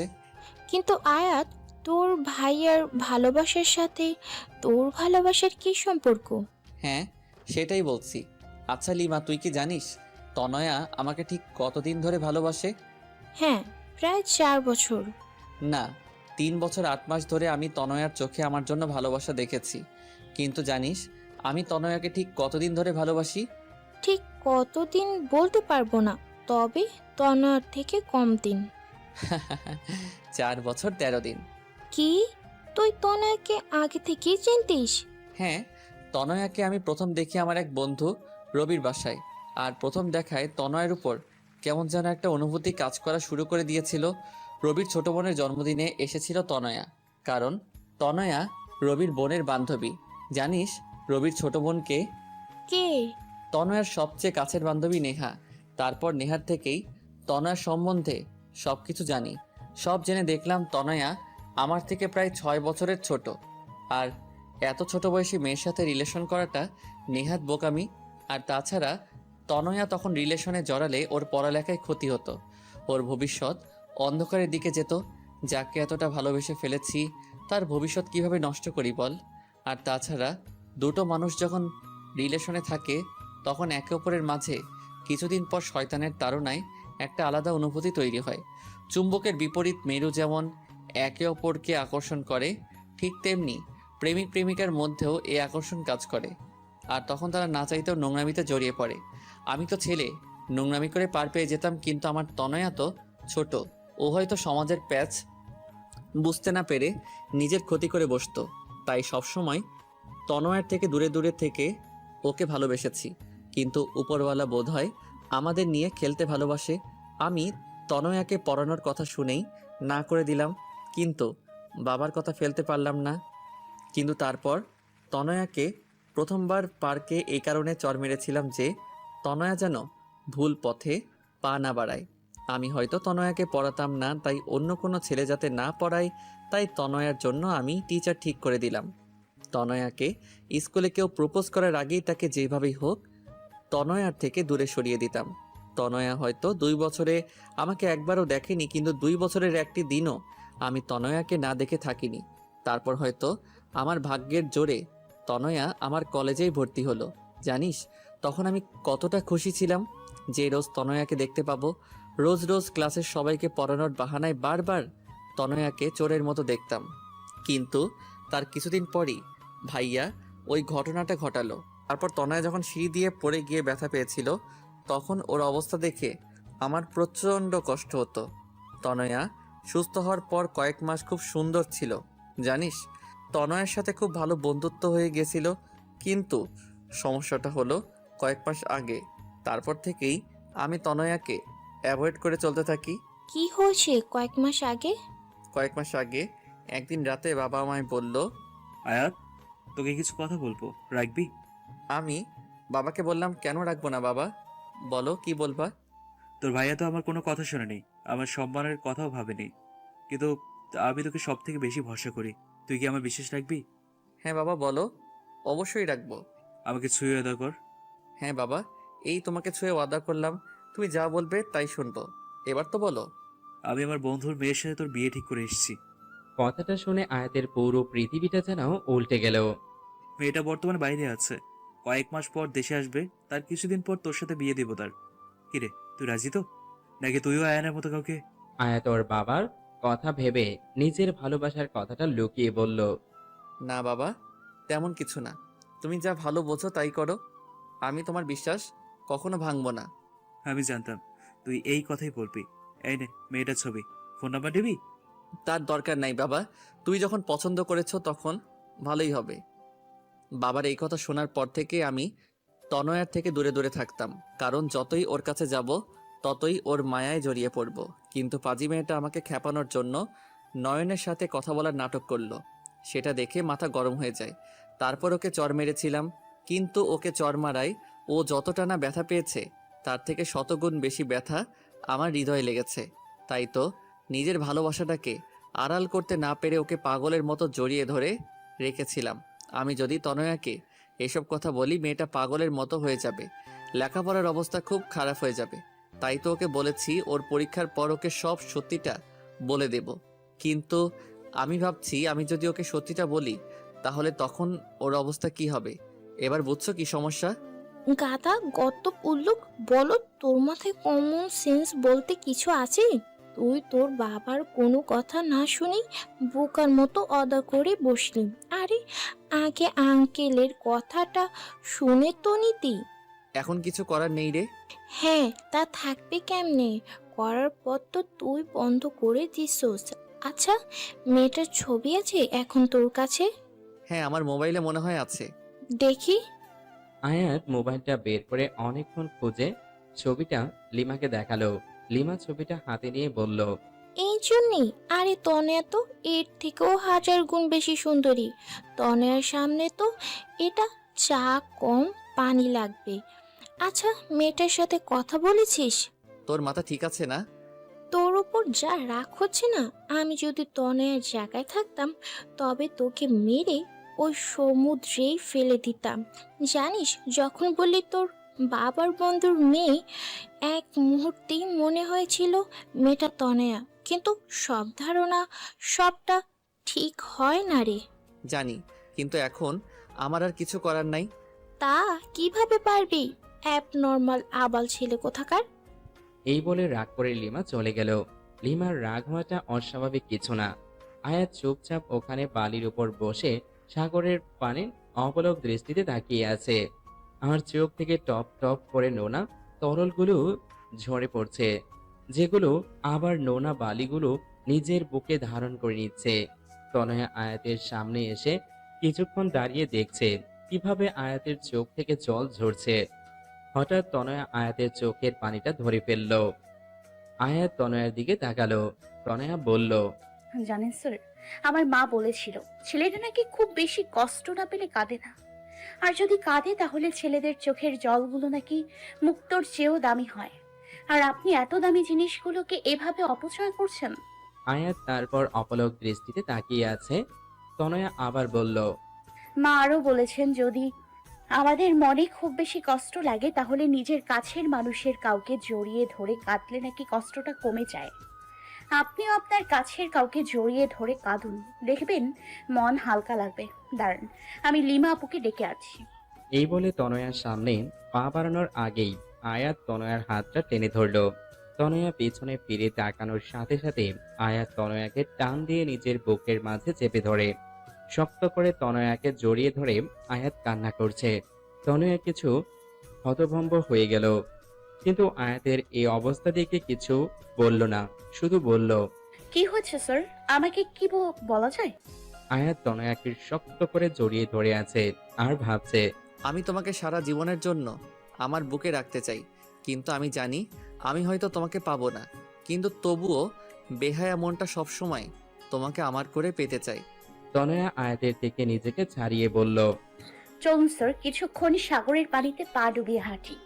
সমুদ্রের বিশালতায় তাকিয়ে নিজের কষ্টগুলোকে সমুদ্রের ঢেউয়ের সাথে মিশিয়ে দিন, যাতে ঢেউ পারে এসে আমাদের সকল কষ্টগুলোকে নিজের সাথে ভাসিয়ে নিয়ে গিয়ে সমুদ্রের বুকে মিলিয়ে দেয়। তারপর তনয়া আয়াতের হাত ধরে সমুদ্রের পাড়ে হাঁটতে লাগলো। আয়াত তাকিয়ে দেখছে তনয়াকে। তনয়ার চুলগুলো প্রবল বাতাসে বারবার ওর মুখে পড়ছে, আর তনয়া সেগুলো বারবার সরানোর বৃথা চেষ্টা করছে। আয়াতের মন চাচ্ছে তনয়ার অবাধ্য চুলগুলো নিজ হাতে ওর কানের পিছনে গুজে দিতে, আলতো করে তনয়ার গালটাকে ছুঁয়ে দিতে, ওর চোখের দিকে তাকিয়ে চোখের গভীরতায় হারিয়ে যুগ যুগ কাটিয়ে দিতে, আর বারবার বলতে ইচ্ছে করে, I love you Tanaya, I love you a lot. হঠাৎ ফোনের রিং এর শব্দে আয়াতের ভাবনায় ছেদ পড়ল। হ্যাঁ লিমা, বল। সরি, তখন তোর উপর রাগ উঠে গেছিল, তাই তোকে যা তা বলে ফেলেছি। It's okay. শোন আয়াত, ভবিষ্যতে কি হবে তা হয়তো আমরা জানি না, কিন্তু বর্তমানকে তো আমরা নিজেদের মতো সাজাতে পারি। তোর জীবনে পরবর্তীতে কি হবে তা আল্লাহর উপর ছেড়ে দে। কিন্তু যে 2 দিন তুই এখানে আছিস তনয়ের সাথে ভালোভাবে কথা বল, ওর সাথে ভালো সময় কাটা। হতে পারে এই 2 দিন তোর জীবনের সবচেয়ে সুখের মুহূর্ত হয়ে স্মৃতির পাতায় রয়ে যাবে। পারলে আমার কথাটা রাখিস। বাই। লিমা ফোনটা কাটলে আয়াত ফোনটা পকেটে রেখে তনয়াকে বলল, তনয়া, হ্যাঁ বলুন স্যার। আচ্ছা তনয়া, যে দুদিন আমরা এখানে থাকবো সেই দুদিনকে আমরা বন্ধু হতে পারি? মিষ্টি একটা হাসি দিয়ে কেন নয়? থ্যাঙ্কস। তনয়া আয়াতকে ধাক্কা মেরে পানিতে ফেলে দিয়ে হাসছে। এটা কি করলে? কেন আমরা না এখন বন্ধু? আচ্ছা দাঁড়াও, তোমাকেও চোবাবো এখন। নো। বলে দিল দৌড়। সারা দিন দুজনে অনেক মজা করলো। তারপর সন্ধ্যাবেলা দুজন দুজন হেঁটে হেঁটে হোটেলে ফিরছিল। তখন আয়াত হাঁটছে আর ভাবছে, যেদিন তনয়া সত্যিটা জানবে ও ঠিক কিরকম রিয়াক্ট করবে তা ভেবেই মনটা সমুদ্রে ওঠা অশান্ত ঝড়ের মতো উথাল পাথাল করছে। কক্সবাজারে যে 2 দিন ছিল সে 2 দিন আয়াত আর তনয়া খুব সুন্দর সময় কাটিয়েছে। লিমার সাথেও ওরা দুজন অনেক জায়গায় ঘুরেছে। তনয়া আয়াতকে সুন্দর একটা শামুকের তাজমহলের শোপিস গিফট করলো। আয়াত প্রথমে নিতে চাইনি, কিন্তু তনয়ার ছেলে মানুষের কাছে হার মানতে হলো। স্যার জানেন তাজমহল হচ্ছে ভালোবাসার প্রতীক। আয়াত তনয়ার কথার কোনো উত্তর দিল না, শুধু তনয়াকে সুন্দর একটা ওড়না গিফট করলো। তনয়া ওড়নাটা পেয়ে ভীষণ খুশি। তনয়া মনে মনে ভাবছে হয়তো পরীক্ষার পর স্যার ওকে প্রপোজ করবে। কিন্তু তনয়া সত্যিটা জানলে হয়তো নিজের হুঁশ হারিয়ে ফেলবে। তারপর ওরা বাড়ি ফেরার দিনও তনয়া 3বার বমি করে, আর তখন আয়াত ওকে ভীষণ কেয়ার করেছিল। বমি করার পর ক্লান্ত হয়ে তনয়া আয়াতের কাঁধেই ঘুমিয়েছিল। তনয়া যখন আয়াতের কাঁধে মাথা দিয়ে ঘুমাচ্ছিল তখন গাড়ি চলার গতিতে তনয়ার মাথাটা বারবার নিচের দিকে পড়ে যাচ্ছিল বলে আয়াত তার একটা হাত দিয়ে তনয়ার মাথাটা ধরে রেখেছিল। আয়াত যখনই তনয়ার মুখের দিকে তাকায় তখনই অজানা এক প্রশান্তিতে আয়াতের বুকটা ভরে যায়। কেন যেন তনয়ার থেকে নিজের চোখ সরাতে পারে না। তারপর নিজেই নিজেকে বলে, মিথ্যা স্বপ্ন দেখো, কোনো লাভ নেই। কারণ মিথ্যা সব মানুষকে শুধু মিথ্যা আশা দেয় আর কষ্ট দেয়, এর বাইরে কিছুই দেয় না। তনয়া কিছুটা পথ ঘুমিয়েছিল আর কিছুটা পথ ঘুমের অভিনয় করেছিল। কারণ ঘুম ভাঙলে যে আয়াত তার হাতটা কাঁধটা থেকে সরিয়ে নেবে। তনয়া আয়াতের কাঁধে মাথা রেখে ভাবছিল, ইস, এভাবে যদি সারা জীবন ওর কাঁধে মাথা রেখে থাকতে পারতাম। জানি না কি লেখা আছে আমাদের ভাগ্যে, কিন্তু ভাগ্যে যাই লেখা থাকুক না কেন সারা জীবন আমি আমার অঙ্ক টিচারকেই ভালোবাসবো। বরিশাল পৌঁছতে পৌঁছতে অনেক রাত হয়ে গেল। প্রায় সব মেয়েদেরই বাড়ির লোক এসে তাদের নিয়ে গেল, কিন্তু তনয়ার বাবা সেদিন শহরে ছিল না। তাই তনয়ার মা আয়াতকে ফোন করে বলেছে ও যেন তনয়াকে বাড়ি পৌঁছে দেয়। তাই আয়াত তনয়াকে নিজের গাড়িতে করে তনয়াদের বাড়ির দিকে যাচ্ছে। এখন কেমন লাগছে তনয়া? জি মোটামুটি ভালো। তোমার কি জার্নিতে অ্যালার্জি আছে? জি স্যার, আসলে আমি এত দূর বসে কখনো ট্রাভেল করিনি। ও, তোমার বাড়ি এসে গেছে? ও ভেতরে আসুন স্যার। না, অনেক রাত হয়ে গেছে, এখন আর ভিতরে যাব না, বাড়ি যাব। ওকে, কিন্তু একবার গাড়ি থেকে বাইরে বের হন। কেন? আরে আগে বের হন তারপর বলছি। আয়াত গাড়ি থেকে বের হয়ে দাঁড়াতেই তনয়া হুট করে আয়াতকে জড়িয়ে ধরল। আয়াত কিছুটা হতবাক হয়ে গেল। তনয়া অনেকক্ষণ আয়াতকে জড়িয়ে ধরে বলল, আমি জানি না পরীক্ষার পর আপনার সিদ্ধান্ত ঠিক কি হবে, কিন্তু এই যে 2 দিন আপনার সাথে কাটালাম এটা আমার জীবনের সবচেয়ে স্মরণীয় দিন হয়ে আমার মনের মণিকোঠায় সারা জীবন গেঁথে থাকবে। আপনি যেমন আমার মনে গেঁথে আছেন ঠিক তেমনই এই স্মৃতিগুলো গেঁথে থাকবে। ধন্যবাদ স্যার আমার সাথে এত সুন্দর 2 দিন কাটানোর জন্য। আয়াত আর কিছু বলল না, নিজেকে তনয়ার থেকে ছাড়িয়ে চুপচাপ চলে গেল। পরের দিন থেকে সবাই লেখাপড়া নিয়ে অনেক ব্যস্ত হয়ে পড়ে, কারণ সামনে পরীক্ষা। আয়াত তনয়ার সাথে কথা বলে, কিন্তু খুবই কম। তনয়া পড়ার প্রেসারে আপাতত ভালোবাসার পোকাগুলোকে বক্সে বন্ধ করে রেখেছে। ওদের পরীক্ষা শুরু হলো। পরীক্ষার মধ্যেই তনয়া 18তে পা দিল, কিন্তু পরীক্ষার কারণে কোনো সেলিব্রেশন হয়নি। আজ ওদের পরীক্ষা শেষ হলো। তনয়ার পরীক্ষা খুব ভালো হলো, কারণ ও আয়াতকে প্রমিস করেছিল। পরীক্ষা শেষ হওয়ার পর তনয়ার অধীর আগ্রহে আয়াতের ফোনের অপেক্ষা করতে লাগলো। কিন্তু প্রায় 1 মাস হয়ে গেছে, কিন্তু আয়াত ওকে দেখা করতে বলছে না। ফোনে তনয়ের সাথে কথা হলেও এই বিষয়ে আয়াত সব সময় এড়িয়ে যায়। এড়িয়ে যাবে না তো কি করবে? আয়াতের তো তনয়ার মুখোমুখি হতেই ভয় করে। ঠিক কি বলবে ওকে? কিন্তু তনয়া আর অপেক্ষা করতে পারছে না, তাই সরাসরি আয়াতকে ফোন দিয়ে বলল, আপনি দেখা করবেন নাকি আপনার বাসায় আসবো? না না, তার দরকার নেই। আসলে আমি তো এখন কিছু কাজে ঢাকা এসেছি, 2 সপ্তাহ পর আসতেছি। সেদিন আসবো, তার পরের দিনই তোমার সাথে দেখা করব।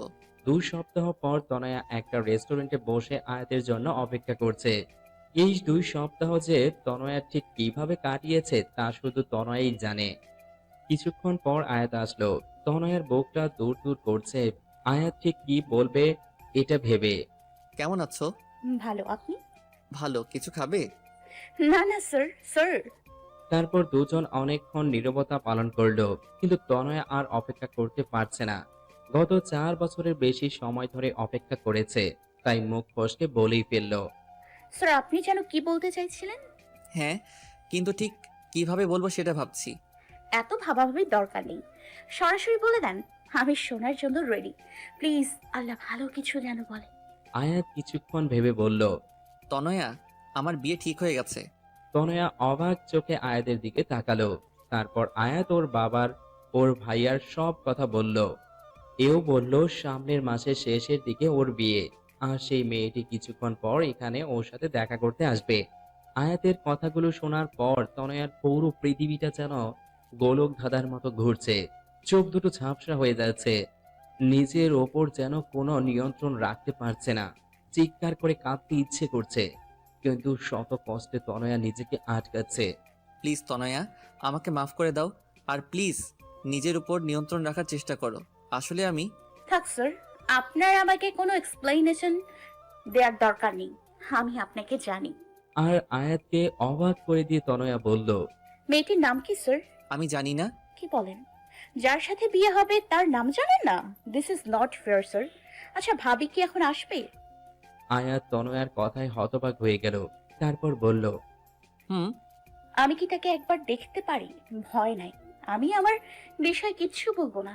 তনয়া, আর ইউ ওকে? কেন? Yes sir, I am absolutely ওকে। আরে, আপনি আবার এটা ভাবছেন না তো যে আমি উল্টাপাল্টা কিছু করে ফেলবো? পাগল নাকি স্যার? আমি তনয়া, আর আমি এতটা সাহসী নই যে নিজের জাহান্নামের টিকিট নিজে কাটবো। তনয়ার এমন কথা শুনে আয়াতের মুখের ভাষা যেন হারিয়ে গেছে। কিছু বলতে পারছে না। কিছুক্ষণের মধ্যে সেই মেয়েটা আসলো। এসে তনয়াকে বলল, are you Ayat? I am Abani. Yes, বসুন। উনি? তনয়াকে উদ্দেশ্য করে। তনয়া বেশ হাসি মুখে বলল, hi, I am Tanaya, IELTS student. ও হাই। তো আপনি আমাদের ভাবি হবেন? হুম। আপনি জানেন, আপনি অনেক লাকি, কারণ আপনি আয়াত স্যারকে নিজের জীবন সঙ্গী হিসেবে পাচ্ছেন। স্যার অনেক ভালো মানুষ। এখানে এসেছিলাম কিছু কাজের জন্য, কিন্তু স্যারকে দেখে তার সাথে একটু কথা বললাম। I hope you don't mind. No no. আচ্ছা, আমি তাহলে আসি, কিছু কাজ আছে। বাই ভাবি। By sir. তনয়া একটি বারও আয়াতের দিকে তাকালো না, শুধু সামনের দিকে তাকিয়ে হাঁটছে। আজ তনয়া পা দুটো যেন চলছে না। মনে হচ্ছে পিছন থেকে কোনো অদৃশ্য শক্তি ওর পা দুটোকে আঁকড়ে রেখেছে। কিন্তু তনয়ার এমন আচরণে আয়াত অনেক অবাক হলো। তনয়া চলে যাচ্ছে। আয়াত হাঁ করে ওর যাওয়ার পানে তাকিয়ে আছে। তনয়া নিজের অবাধ্য চোখের জলগুলোকে মোছার বৃথা চেষ্টা করছে। আয়াত বুঝতে পারছে তনয়ার মনের অবস্থা, কারণ আয়াতের মনের অবস্থাটাও তো একই রকম। তনয়া চলে যাবার পর আয়াত নিজেকে আর ঠিক রাখতে পারছে না, তাই অবনীকে বলল, আমার খুব মাথা ব্যথা করছে। আমরা কি পরে একদিন কথা বলতে পারি? অবনী বলল। ঠিক আছে। আয়াত বাড়ি এসে বারবার তনয়াকে ফোন করছে, কিন্তু কেউই ফোন ধরছে না। তারপর বাধ্য হয়ে তনয়ার বাবার ফোনে ফোন করে বলল, আঙ্কেল, তনয়া কি করছে? তনয়ার বাবা বলল, তনয়া নাকি টিভি দেখছে, কার্টুনও দেখছে আর পাগলের মতো হাসছে। এই মেয়েটা না পুরো পাগল। আয়াত বলল। আঙ্কেল, ফোনটা একটু তনয়াকে দিবেন? তনয়ের বাবা ফোনটা তনয়াকে দিয়ে বলল, আয়াত ফোন করেছে। হ্যালো স্যার, কেমন আছেন? ভাবি কেমন আছে? স্যার শোনেন, বিয়ে করছেন, আমাদের কিন্তু বড় করে একটা ট্রিট দিতে হবে, ঠিক আছে? আয়াত তনয়ার এরূপ কথা শুনে পুরো থ হয়ে গেল। তারপর প্রায় রোজ আয়াত তনয়াকে ফোন করত, কারণ আয়াত তনয়াকে নিয়ে খুব ভয় থাকতো।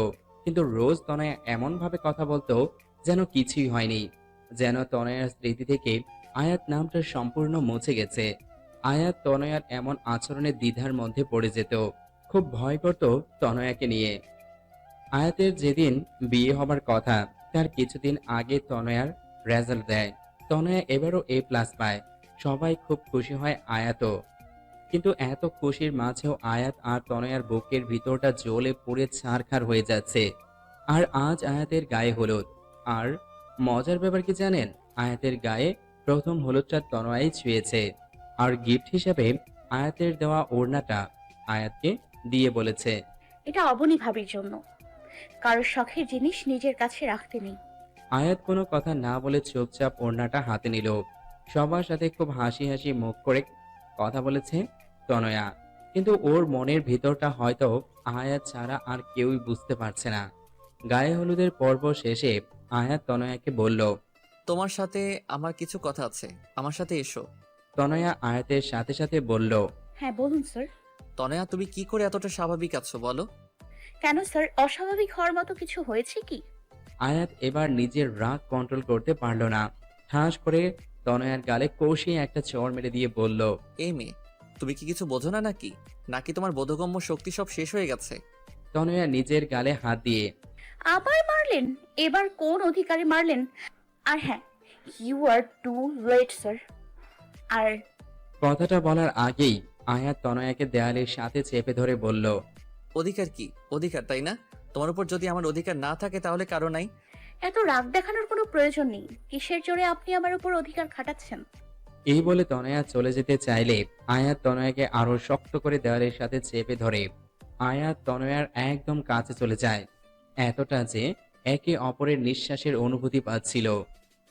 আয়াত তনয়ার কাছে গিয়ে বলল, আমার ভালোবাসার জোরে আমি তোমার উপর অধিকার খাটাচ্ছি। তনয়া ধাক্কা দিয়ে আয়াতকে দূরে সরিয়ে দিয়ে বলে, একদিন পর যে অন্য একজনকে নিজের স্ত্রী হিসেবে স্বীকার করবে, তার মুখে ভালোবাসা, অধিকার নামক কথা শোভনীয় লাগে না। আয়াত তনয়ার হাতটা শক্ত করে ধরে বলে, চলো, আজ এখন সবার সামনে আমি তোমাকে বিয়ে করব। দেখি কে কি করে। আমি কারো পরোয়া করি না। প্লিজ স্যার, রাগের মাথায় কোনো কাজ করবেন না। রাগ মানুষের গোছানো কাজকেও নষ্ট করে দেয়। প্লিজ বোঝার চেষ্টা করুন স্যার। Just shut up. আয়াত তনয়াকে ওর বাবার কাছে নিয়ে যাবে, এর মধ্যে লিমা এসে বলল, আয়ান ভাইয়া এসেছে তার বউ নিয়ে। কি? আর বাবা? আয়াত তনয়া লিমা তাড়াতাড়ি আয়াতের বাবার কাছে যায়। গিয়ে দেখে আয়াতের বাবা আয়ান ভাইয়ার সাথে কথা বলছেন। আজ আয়াতের জন্য তোমাকে মাফ করে দিলাম। দেখো, আজ আয়াত আমাকে কত খুশি করে দিচ্ছে। দেখো, আয়াত আমাকে দেয়ার কথা রেখেছে, তাই এই খুশির কারণে আমি তোমাকেও মাফ করে দিলাম। আয়াতের বাবার এই খুশি দেখে আয়াত আর কিছু বলতে পারল না। তনয়া আয়াতকে সাইডে এনে বলে, দেখুন স্যার, আজ আপনার বাবা কত খুশি। আপনি কি চান তারই খুশিটা নষ্ট হয়ে যাক? দেখুন স্যার, আমার আপনার উপর কোনো রাগ বা ক্ষোভ নেই। যাক, কেন জানেন? কারণ আপনি নিজের খুশির কথা না ভেবে আপনার বাবার খুশির কথা ভেবেছেন। আর এই জন্যই আমি আপনাকে না পাওয়ার জন্য মনে কোনো রাগ রাখিনি।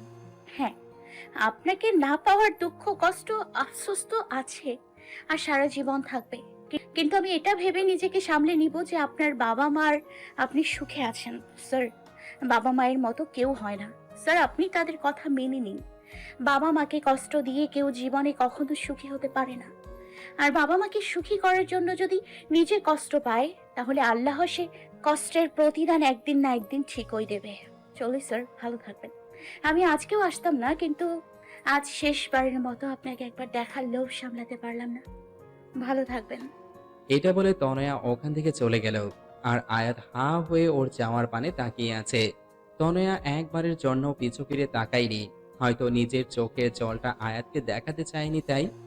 আজ আয়াতের বিয়ে, কিছুক্ষণের মধ্যে বিয়ে হয়ে গেল।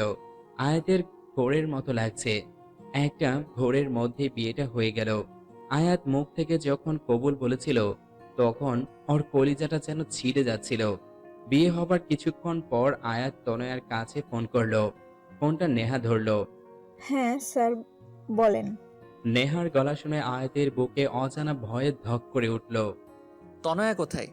বেঁচে আছে, ভয় নাই আপনার, আমার পাশেই আছে। কিন্তু আমি আপনাকে ওর সাথে কথা বলতে দিব না। আপনি আপনার নতুন বউয়ের কাছে যান। এই বলে নেহা ফোনটা কেটে দিল। আয়াতও আর কথা বাড়ালো না। রাত অনেক হলো, কিন্তু আয়াত নিজের রুমের দিকে যাওয়ার নামও করছে না। ওর ভাবি ওকে জোর করে রুমের ভিতরে ঢুকিয়ে দিল। আয়াত রুমে ঢুকে কিছুক্ষণ নীরব থাকলো। তারপর ধীরে ধীরে বিছানার কাছে গিয়ে বলল, সরি অবনী, আমি আসলে তোমাকে বিয়ে করতে চাইনি। আমি অন্য একজনকে ভালোবাসি। তোমাকে স্ত্রী হিসেবে মেনে নেওয়া আমার পক্ষে সম্ভব না। পারলে আমাকে মাফ করে দিও।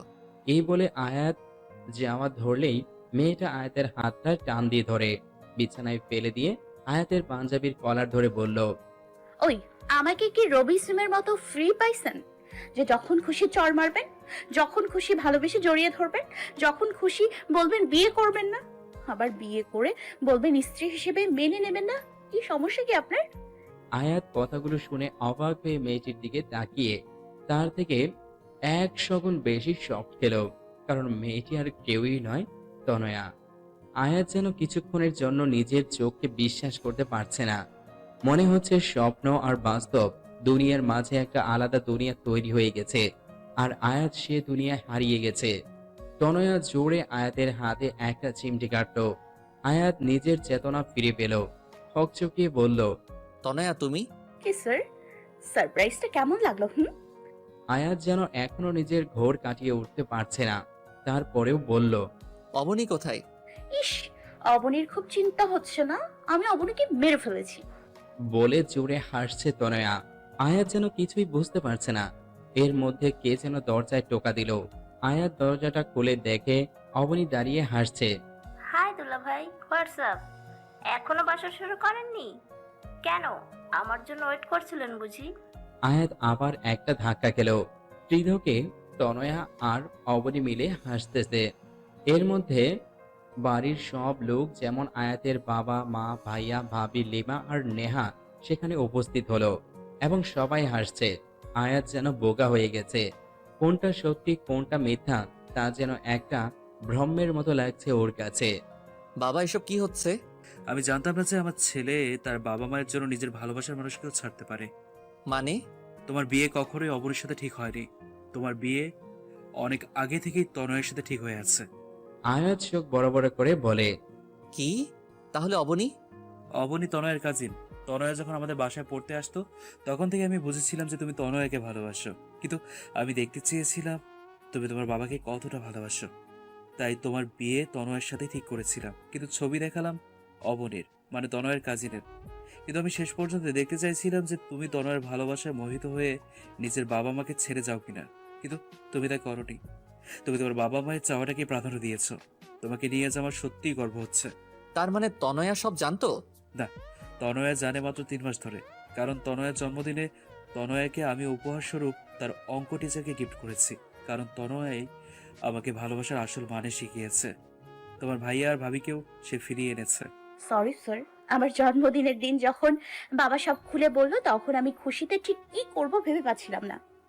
আপনার সামনে দুঃখিত হবার অ্যাক্টিং করতে আমার ভীষণ খারাপ লেগেছে, কিন্তু আমি আপনার বাবাকে ওয়াদা করেছিলাম আপনাকে কিচ্ছু বলবো না, তাই।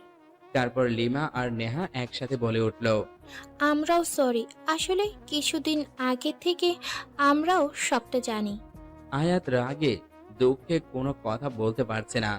রাগের চোটে ওখান থেকে সোজা ছাদে চলে গেল। বাবা, উনি তো রাগ করলেন, এখন আমি কি করব? আমাদের মতো বুড়ো বুড়িদের এর মধ্যে নাটানোই ভালো। আয়না মা, চলো, অনেক রাত হয়েছে। এই বলে তারা চলে গেলেন। আমি এর মধ্যে নাই, আমার বাচ্চা কাছে যাই। আমাদের অনেক কাজ আছে, চলো চলো। দেখ তনয়া, স্বামীটা তো তোরই, তাই রাগটাও তুই ভাঙা। আমি যাই, নয়নের সাথে একটু ফোনে প্রেম টেম করে আসি। By deer. তনয়া বোকার মতো সবার চাওয়ার পানে তাকিয়ে রইল। তারপর মনে মনে বলল, সবগুলো এক একটা বজ্জাতের হাঁটি, পরে আমিও দেখে নিব। তনয়া ধীর পায়ে ছাদে উঠে দেখে ছাদের এক কোনায় আয়াত দাঁড়িয়ে আছে। তনয়া কি করবে ঠিক ভেবে পাচ্ছে না, তাই আস্তে আস্তে গিয়ে আয়াতকে পিছন থেকে জড়িয়ে ধরল। তারপর আয়াতকে নিচের দিকে ফিরিয়ে বলল, সরি স্যার। আয়াত কোনো কথা না বলে তনয়াকে শক্ত করে জড়িয়ে ধরে হু হু করে কেঁদে ওঠে। আয়াতের কান্না দেখে তনয়াও কেঁদে ফেলে। তারপর বলে, বললাম তো সরি। সরি বললেই সব ঠিক হয়ে গেল বুঝি? জানো এই কয় মাস কিরকম মানসিক চাপের মধ্যে দিয়ে গেছি? ইস, মাত্র কয় মাস আর আমাকে যে 4.5 বছর ধরে রেখেছেন, তার বেলায় ইটস রিভেন্স। এখন শোধবোধ। তনয়ার কথা শুনে আয়াত মুচকি হেসে বলল, তাহলে তো তুমি কম, কারণ আমি তোমাকে কবে থেকে ভালোবাসি জানো? জানি, লিমা আপু বলেছে। স্যার, যা হয়েছে সব ভুলে যান না প্লিজ। চলুন না নতুন করে শুরু করি। কি করে শুরু করি বলো তো? কেন, আবার কি হয়েছে? তুমি তো এখনো সেই স্যারের আটকে রয়েছো। আমি এখন তোমার বর, বুঝলা? হুম। আয়াত তনয়াকে শক্ত করে জড়িয়ে ধরে কপালে একটা ভালোবাসার পরশ এঁকে দেয়। That's not fair sir. Why? চর মারলেন গালে আর ভালোবাসা কপালে? শুধু গালে কেন, সব জায়গায় ভালোবাসা দিয়ে দিই। এই, একদম না। তা বললে তো হবে না ম্যাডাম, 5 বছর ধরে ওয়েট করছি, আর পারবো না। তনয়া এখন অঙ্কের উপর অনার্স করেছে। আর মজার বিষয় কি জানেন, আয়াতও সেই কলেজেরই প্রফেসর গিরি শুরু করেছে। তনয়াকে দুবেলা অঙ্কের সাথে সাথে ভালোবাসার পাঠটাও শিখায়। মন থেকে যদি কাউকে সত্যিকারের ভালোবেসে চান, তাহলে আল্লাহ নিশ্চয়ই আপনার সাথে তার মিলন দিবে। সমাপ্ত।